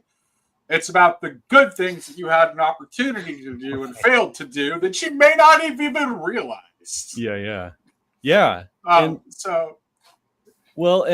it seems like Christ is aware of those things, and he like leads us into those. Like when he welcomes Peter to walk on the water with him, like all of a sudden there's like, you know, there's the picture of Job under the water, sort of mirroring Christ. Job is the unconscious Christ. But then when Jesus invites Peter to walk on the water with him, all of a sudden we're being invited to do that same thing. And I still have no idea what that means. Well, the disciples didn't either, right? Here's the thing. It's like the disciples didn't either. And in fact, it's what we are as Christians. It's like it is something that we can see that is not within our powers of articulation yet. I'm not sure that it will ever be within our powers of articulation, because what it's pointing to may just be beyond what we can put into words. Well, yeah, part of it is like something like God's calling us to. No, this sounds so hippy dippy. He's calling us to higher consciousness. No, but that's what it is. It's like, okay, it's like, I mean, you can talk, okay, yes, like when people talk about Christ consciousness, they can sound like new age weirdos. But if you don't ultimately think that that's what's going on, you're deluding yourself. Like, please tell me please tell me how the idea of the body of Christ makes any sense, or why the ascension needed to happen if something very much like that isn't precisely what God is moving us toward. The evolution of consciousness. Yeah. Yeah, and there's something like, I just want to bring this up because it's part of the story. Like when Peter walks out on the water, he's not afraid of the waves or the water, the chaos. Peter doesn't sink because he's afraid of the chaos. It says that he sees the wind and becomes afraid. And the wind is the spirit. The spirit. And yeah. It's something like when we step out, we actually are mostly afraid of God. Well, it's our right. Yeah, right. And here's the thing. That's why we need to get beyond like this is why it's the whole idea of that, like, believe the right thing and then you punch your ticket to heaven and you're all good. That's why that is such a destructive theology, because if you think that's all that's demanded of you, wow, have you set the bar too low. The reason that Peter is terrified by the Spirit is because he comes aware of just what the demands it's going to make on him are. That's why he's terrified of it. Well, and that brings us to the end when Peter, when Christ is on the shore and calls out to them in the boat, and they're fishing and they haven't caught anything, and Peter puts on his cloak. He had taken off his clothes because he was hot and working and stuff. So then he puts on his coat and he jumps out of the boat. And Peugeot talks about like baby. We have to all stop and admire the baby. Look at that head of hair. Yeah, it's beautiful. And the baby's head of hair is pretty good too. Welcome, Joseph. Welcome. Thank you. Hold on. You were saying when they welcome on the boat. Yeah. But Peugeot talks about how Peter in that moment is sort of ready to die. Right. He sort of goes. He's ready to, like what you just said, Nate. Like Peter has a realization of what that means for him and what it calls him to. And when he puts on his coat and he jumps out of the boat, he's ready. That's his response to the call. He willingly does it, and then miraculously. And it's on that same boat where Jesus is saddened by the fact that the disciples did not yet understand about the loaves and the fishes. In other words, they were not yet ready to accept the fullness of the divine plenitude that was being offered to them and the terrible weight of responsibility that comes with that. Yeah. They still wanted God to do it all for them. Yeah. So interesting. So Satan's delusion, cipher. Go ahead, Joseph. I wanted to ask a question here. And I've only been listening for like 5 minutes or so to try to catch up before I jumped on. But I have a question on this Christ consciousness language, because you're talking about the body, right? I think the consciousness language makes me think that this is very much in the head as opposed to like embodied, right? Yes. Like it's not, and it's very much just like, this is what my intent, belief, whatever, something in my head is, how I view, even in my intention, how I view the world, as opposed. Right, but it doesn't seem quite embodied enough, literally, right? Like that. Well, like this isn't just. It's death. Trampling down death by death. You don't get it without death. Joseph, if that is, if you bracket perception and experience out of consciousness, that could be the case. But consciousness is always embedded within an experience of the world. Like there's no like. So it actually it can sound disembodied, and I think the way that New Age people talk about it, it definitely sounds disembodied. But when that's why they say the body of Christ. Right. Well, I want to differentiate embedded and embodied. Those are not the same thing. Embedded, I get. Embedded is you're within the context, environment, whatever. Embodied is how you literally your body moves and acts in the world, right? Right. Like that is a different level than just embeddedness and embodiment, right? Like, I mean, Luke's here, right? We can talk about the body keeps the score and all those things. Like, is part for you when you use this language, are you also thinking about Christ consciousness in this other sense of like this very physical sense of embodiment? Yes, I am. Where is Christ conscious? We're Christians, Joseph. Where is Christ consciousness full? Incarnation. Right. Wait, what about in your heart, in your breath? Right? Like, I think this is why Gnosticism kind of like creeps up his head after Christ, and we're always sort of fighting it off, is because there is this sort of we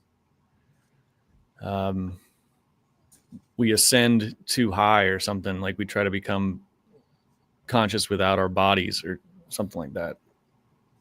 It's an attempt to become higher than the angels, but by becoming angels as opposed to becoming human. Right. It's why the techno-humanists are wrong. It's the seed. It has to go on the ground and die. You aren't a human unless you die. Behold the human being crucified. Yeah, and there's something strange about the Christian idea of like you have to lose the body in order to get the body back. Like you have to give it up in order to receive it again, or something like that. Well, because it's the difference between the given and the gift. Like it's like that's why it matters. So it's like, yeah, I don't have a better way of saying it than that, unfortunately.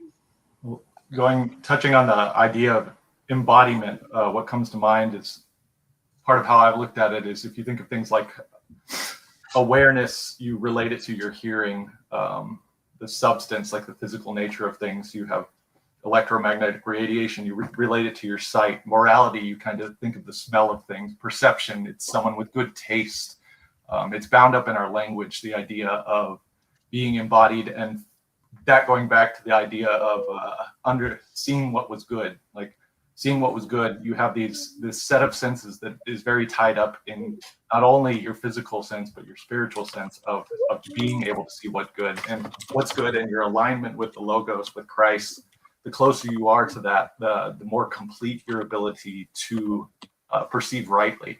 So going back to the idea of a well-tuned set of measurement tools, in referencing Karen's talks once again,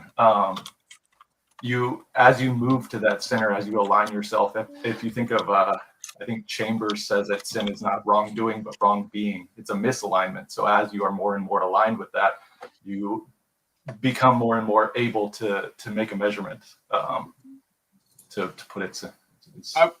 I just FYI, I have to duck out. I actually, Jordan Hall just emailed me back. We're not going till 10. So you guys can go till 10. So wrap it up by then. Talk to you all later. All right. See you, Nate. I want to play this clip because it says everything I want to say all the time. And I think, to your point, taste, experience. This is it right here. Discernment is a higher state than mere knowledge.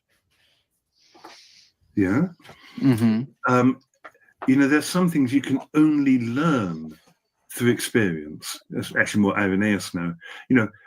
Sweetness.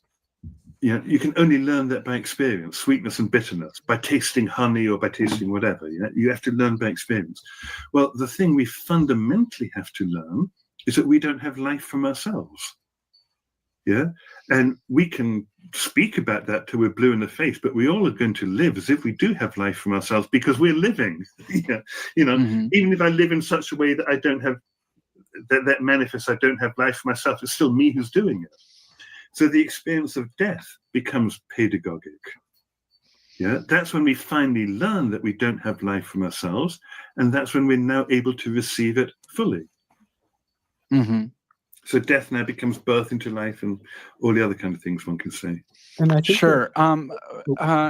Gregory talks about the knowledge of good and evil, and he's trying to figure out what the knowledge of good and evil was. And he talks about how evil often has to use some amount of goodness as almost like bait, right, to hide itself. And so how does Gregory understand what the tree of knowledge and good and evil is? So he's playing on the words in. There are two things that are going on. He's playing on the words in Genesis because it says the fruit seemed good to the woman. Yeah, so visibly it appears good, but what's actually contained within it brings about death and destruction. But again, through death and destruction, as we were just talking about, we finally learn. Yeah. And so the conclusion of that whole narrative in Genesis is God saying, behold, man has become like one of us, knowing good and evil. Okay, that's part of his answer in all of that. The second part would be, are there two trees or one tree? Yeah, you've got the tree of life and you've got the tree of the knowledge of good and evil, and both are planted in the center. Well, his question would be, how can there be two trees in the center? Yeah. So how then do you hold together the tree of the knowledge of good and evil and the tree of life? Well, the way he would do it, and combining with other things, of course, is the tree is a symbol of the cross, which is the tree of life, but it's a life which comes through death, hence the knowledge of good and evil. Okay. You always leave the okay in there at the end. That was reminding me about that little clip you played right before you opened up the stream, Luke, about those people doing the dance. I really love that clip. There is a distinction that eurythmy is, or Steiner said eurythmy is not dancing. It's like between dancing and mime. But nonetheless, I think it was a super fitting clip. And especially you were talking about how like that dying is prior, in a sense, to the creative incarnation in a way. And and that's actually what I was thinking when we were talking. The phrase was said was Christ consciousness, evolution of consciousness. And then the thing I was thinking about saying there was that it's also like just what Joseph was saying, that it's also like an embodied, it's a thing that we do as well. It's like, and it's very interesting because that's what I kind of connect eurythmy with transfiguration in a way. It's like when we really are embodying the creative word, and it's an interesting, or something like that. And it's an interesting thing how I think what Christ is offering in terms of the evolution of humanity is not only like a way of thinking, but it's also like a thing, an actual ability in a way that we have in the world, which is precedent on, which is a requirement for it to take place, is this kenotic self-giving. Yes. And that's when we really come into resonance, when we, we're living life, not possessing life as our own, but we're participating in life. And that's when I see you as me, and of course there's distinction without division type of thing. And then there's real connections, and it's crazy. And it gets super mystical. I think what I like, Jesus, I just call it's the human system. And even like the kind of new agey Gnosticism, again, Gnosticism is something where it's a word that fudges, but the kind of thing Joseph was talking about, it's just an ancient psychotechnology transhumanism without death. That's all it is. Death is part of it. That's the new creation.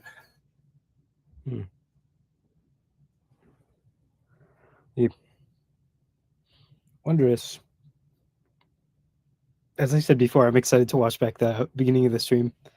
I assume that you caught my conversation with Nate and Sherry. Yeah, super cool that you checked it out. Thanks for checking it out.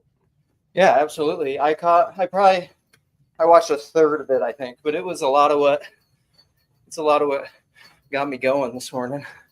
My manic phase. Just a heads up, you don't have to. Your treadmill isn't particularly loud. Like you probably don't have to mute and unmute. But it's really, it's like a thigh isolation when I have to balance to unmute it. Never skip leg day, young God. Heard that. Anyone else? Joseph, what do you think about what Father Behr was talking about with Genesis? That's your Bible. We don't It want is. to be In fact, he's even quoting a midrash. Holy cow! The midrash of their one tree.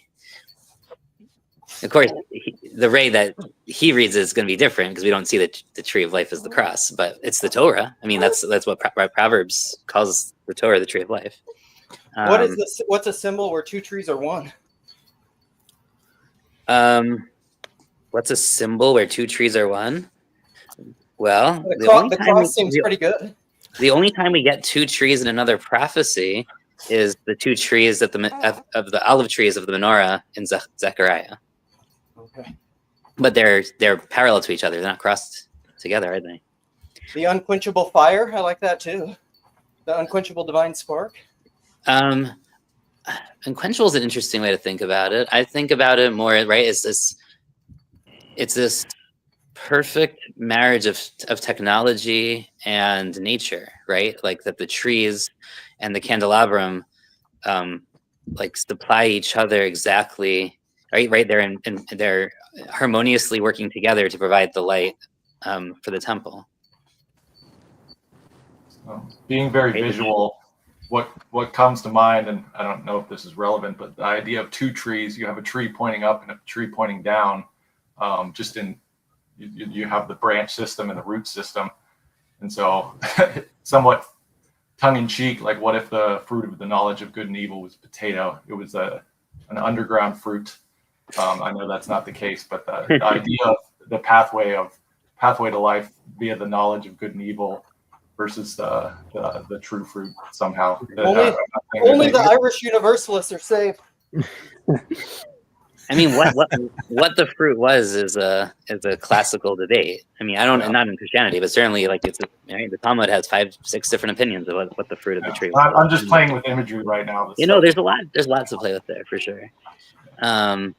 It also, there's this idea that that initially in the garden, before this occurred, because she talks the way that the woman perceives the tree, right?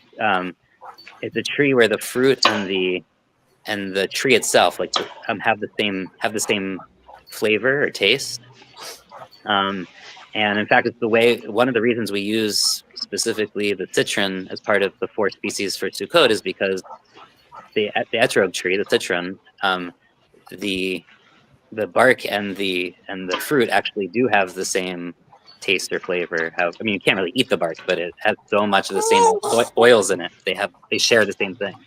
And one of the parts of the fall is actually that fruits and trees become decoupled from each other. And this kind of gets into the whole two-tree measure. But you should only eat fruit, and you should never eat the seeds because seed oils kill you. You don't eat the seed. Plant it. I think pomegranates might disagree with you. Well, should always eat pomegranate seeds and not the rest of the fruit. I don't care. Can you brew beer with the seeds? Let's see. Do we use seeds? What do you? Not that I can think of. Not really. I mean, I'm sure there's some seeds that go in there. It's a relative. It's a kind of like a flower. It's the flower. It's relative to cannabis. Yeah. Interesting. You smoke the seeds. You smoke the seeds. No, you take out the seeds and stems. That's the rule. Oh. You got seeds, that's bad weed. What about the crossover with the idea of grain and fruit? Because the grain is a seed, but it is also referenced as a fruit. There seems to be some blurring in that space. Yeah, one of the ideas of what the fruit of the tree is wheat, in fact. So wheat? It's not that far off. We don't think about it that way because English doesn't have that flexibility, but the Hebrew does. Well, in Cain is agriculturalist, right? And sugar cane, and it's giving everyone yeah. cancer. Yeah, cane, sugar He's cane. trying to get the fruit. I will say, Luke, so we have a special holiday, a feast of the trees. It's when what everyone calls it, the birthday of the trees, it's the annual holiday of the trees. Jews, the original hippies. And we have over the course of the ritual meal for that, you have to have, so you don't have to, but the tradition is you have one type of fruit that you can eat entirely. So one type of fruit where it has inedible skin, one type of fruit that has inedible seed, and one type of fruit that has inedible skin and seed. Right, so we go through like all 4 types of trees, and they each have a symbolism. I mean, we can unpack that like forever, but it's like 4-part meal basically that is around this idea. Judaism's cool. Why wasn't I a Jew? Why wasn't I born a Jew? Because you have a very special role to fill in the world and body and mission that you were given. I want to be the head of the sphere, Hezi. You just called him Hezi. Hezi. Yes, Well, that's good. No, I was talking to Hezi, even though he's present among us. When 2 or 3 gather in his name. Yeah. Hezi is here with us. He's the one who always talks about Judaism as the head of the spear, but it's included, you know. And I'm like, that's like Jesus, the first fruits, and then he just then he powers down. Well, Israel is also called first fruit. That's one of the complications. There's 5 things. In fact, there's 5 things called first fruit. Not including Jesus. In the Jewish side, there's 5 things called first fruit. Well, it's where the collective and the individual instantiations become one. That's crystal logic. Jordan Daniel Wood book. Ooh. That little Jewish baby did not like that.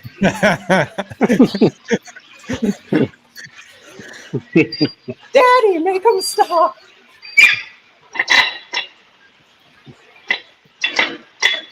Josh, he's brewing. I know. That's why I was asking about beer. We were talking about seed. Well, Steven's in here, and he sent me a picture, and he's currently working on making a wort for his single malt scotch.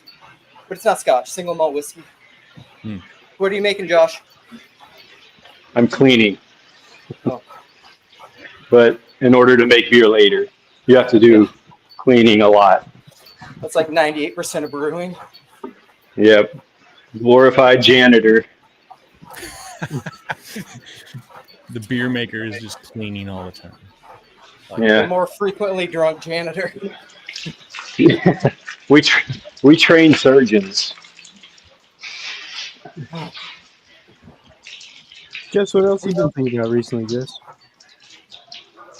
What was that? What else have you been thinking about recently? Anything exciting? Or anything on the tip of your tongue? Just the stuff I've been thinking about Job.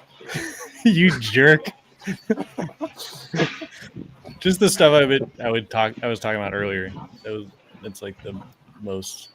I'm trying to get through Jung's book on Job. I've read it several times, but I'm outlining it, and I'm gonna make a video someday, and it may take a long time.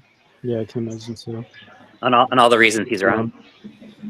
Well, yeah, Jung is such an interesting guy because he's so full of insights, and then he's like so just obviously like off his rocker sometimes. But he's off his rocker always in really interesting ways.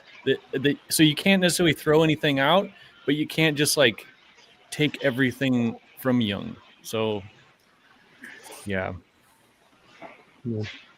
Yeah, excited to watch that, man. Yeah. Well, thanks. What's that C.S. Lewis quote about Barfield where he's like that brilliant friend of yours who's just always so nearly right about everything, but he's just slightly off in an annoying way? Yeah. I was thinking about Freud and Jung. Freud was the first person to ever listen to people, and then Jung was the first person to ever listen to crazy people. That's a huge thing for him, and a lot of people brush over this. That Jung was a big part of Jung's therapy was the encounter, with the people, and he would listen to these schizophrenics. Yeah, for hours, and he would go to Freud and say, you have to listen. There's patterns, and Freud would say, "No, these people are crazy. How can you put yourself through this?" And that's a very interesting thing about Jung is that he would really, sit with people. Thanks for being my Jungs, guys. I see these patterns in this Luke guy. He's nuts. All right, we're coming up on closing time, guys. Last call. Semisonic. Thanks for doing it. Super Any cool to see final you doing thoughts, this. Josh? What's that? Any final thoughts before we close her down? Oh no, I took too long trying to get my earbuds connected and lost the thread of the conversation. But yeah, no, I've been trying to read Girard's Sacred and Violence and the Sacred, Sacred and the Violence. Yeah. And was wondering if anyone, or if Jess, if you have you dabbled in that any? Not in that specific book, but I just read the book. Nate and I read and Yosef. Did you read it, Yosef, or you just he got the gist of it? I read Girard's book on Job, where it's basically an application of all his theories onto the story of Job. So you kind of get, it's an interesting book because he doesn't necessarily technically lay things out. He's just applying his own thoughts onto it. So like Jung, he's like, it seems like he's always wrong, but he's always wrong in interesting and helpful ways. So, you have to talk in his so many people kind of know his theories that it's a useful kind of bridge towards other people. But yeah, Girard's an interesting dude. Makes you think that What's the name of that book, Job? What's the name of the book Job, that you wrote? the victim of his people. Okay. Girard. Yeah, I don't think I've ever read any of that one. There's a conversation on Grail Country of me and Nate and Yosef. It's a little bit scattered, but we talk about some of the main themes in the book. All It's right. interesting. All right, well, I'll watch that or try and read on some of Girard and Job and pick back up.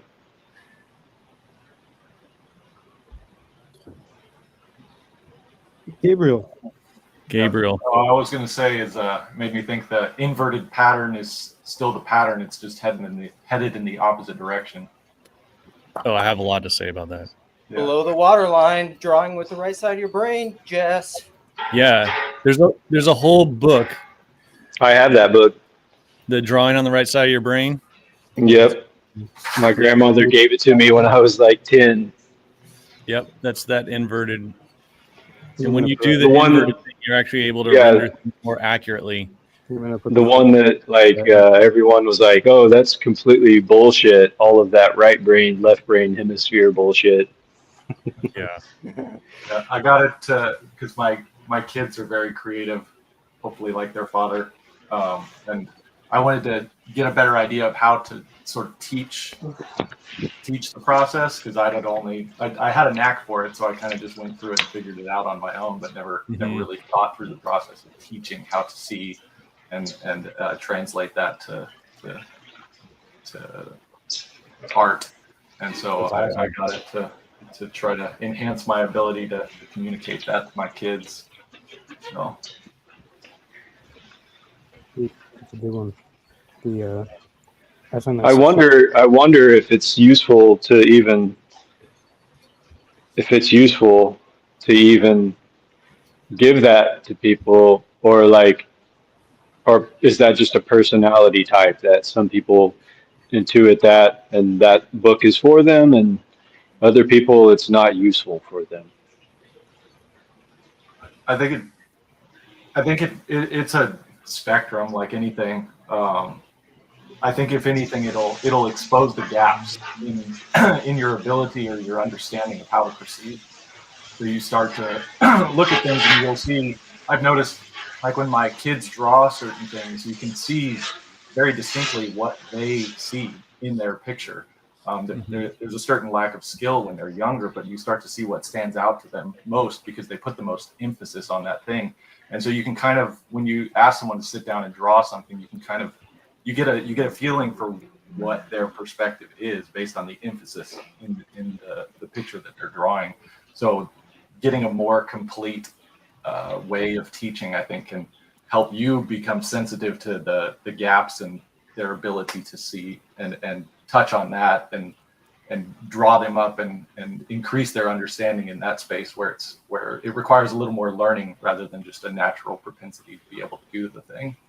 Is your vocation in the visual arts? I was just recently laid off. That's why I'm here with you guys. So yes. Yeah. No, I was CAD design and fabrication and product design for a small business most recently that has suffered as a result of the past 3 years of the economy. Right. But yeah. Can I try and connect that to Eurythmy again? Which is that just like when you view somebody's art, particularly a childlike person, it's revealed much more. I don't know. Maybe that's not true. But when you look at somebody's art, you can understand about them. I think that Steiner thought about Eurythmy more as like a very thing that you would have to learn. And just as I was saying about Christ, I do think that ultimately it's kind of like it's a very, like there is kind of heights of this that are very uncommonly seen. But nonetheless, I think that we're all participating in this creative speech of God in a way, like all the time, such that our art and our speaking and our body movements can reveal about the mind, or the body reveals the mind. We are given words or something like that. And but as we were saying as well, that would require for you to see into those things. It's kind of like this imaginal, iconic. You basically have to get out of your own way, and you have to let your preconceived notions be killed, such that you're available to resonate with people and to see through. I don't know, something like that. How I really like this idea that we're all always doing this creative art, but we can kind of, some people impose and will prevent their body from revealing their mind, and that's, I think we're all doing that to some extent, because there is this, there is suffering in all of us somewhere, and or not just suffering, but emotions that we don't feel.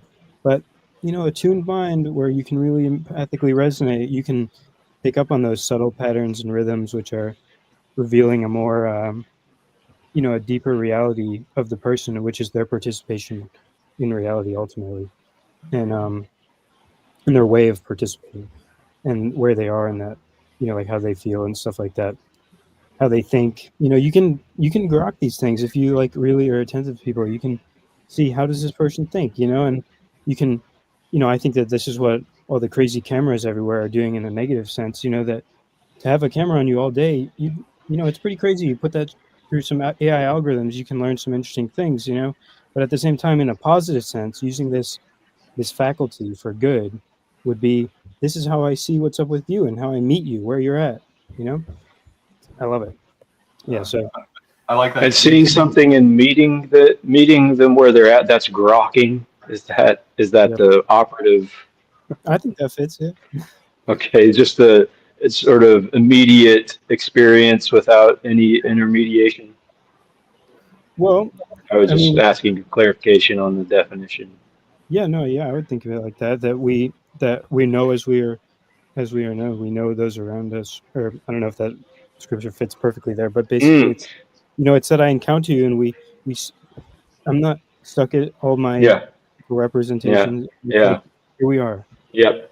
Yeah, and the telepathy, telepathy tapes. Yeah, and that's why I think Christ sees somebody, it's the piercing gaze as well. It fits with that as well. I love it. All right, we got to clear the studio. Yosef, you have the last word.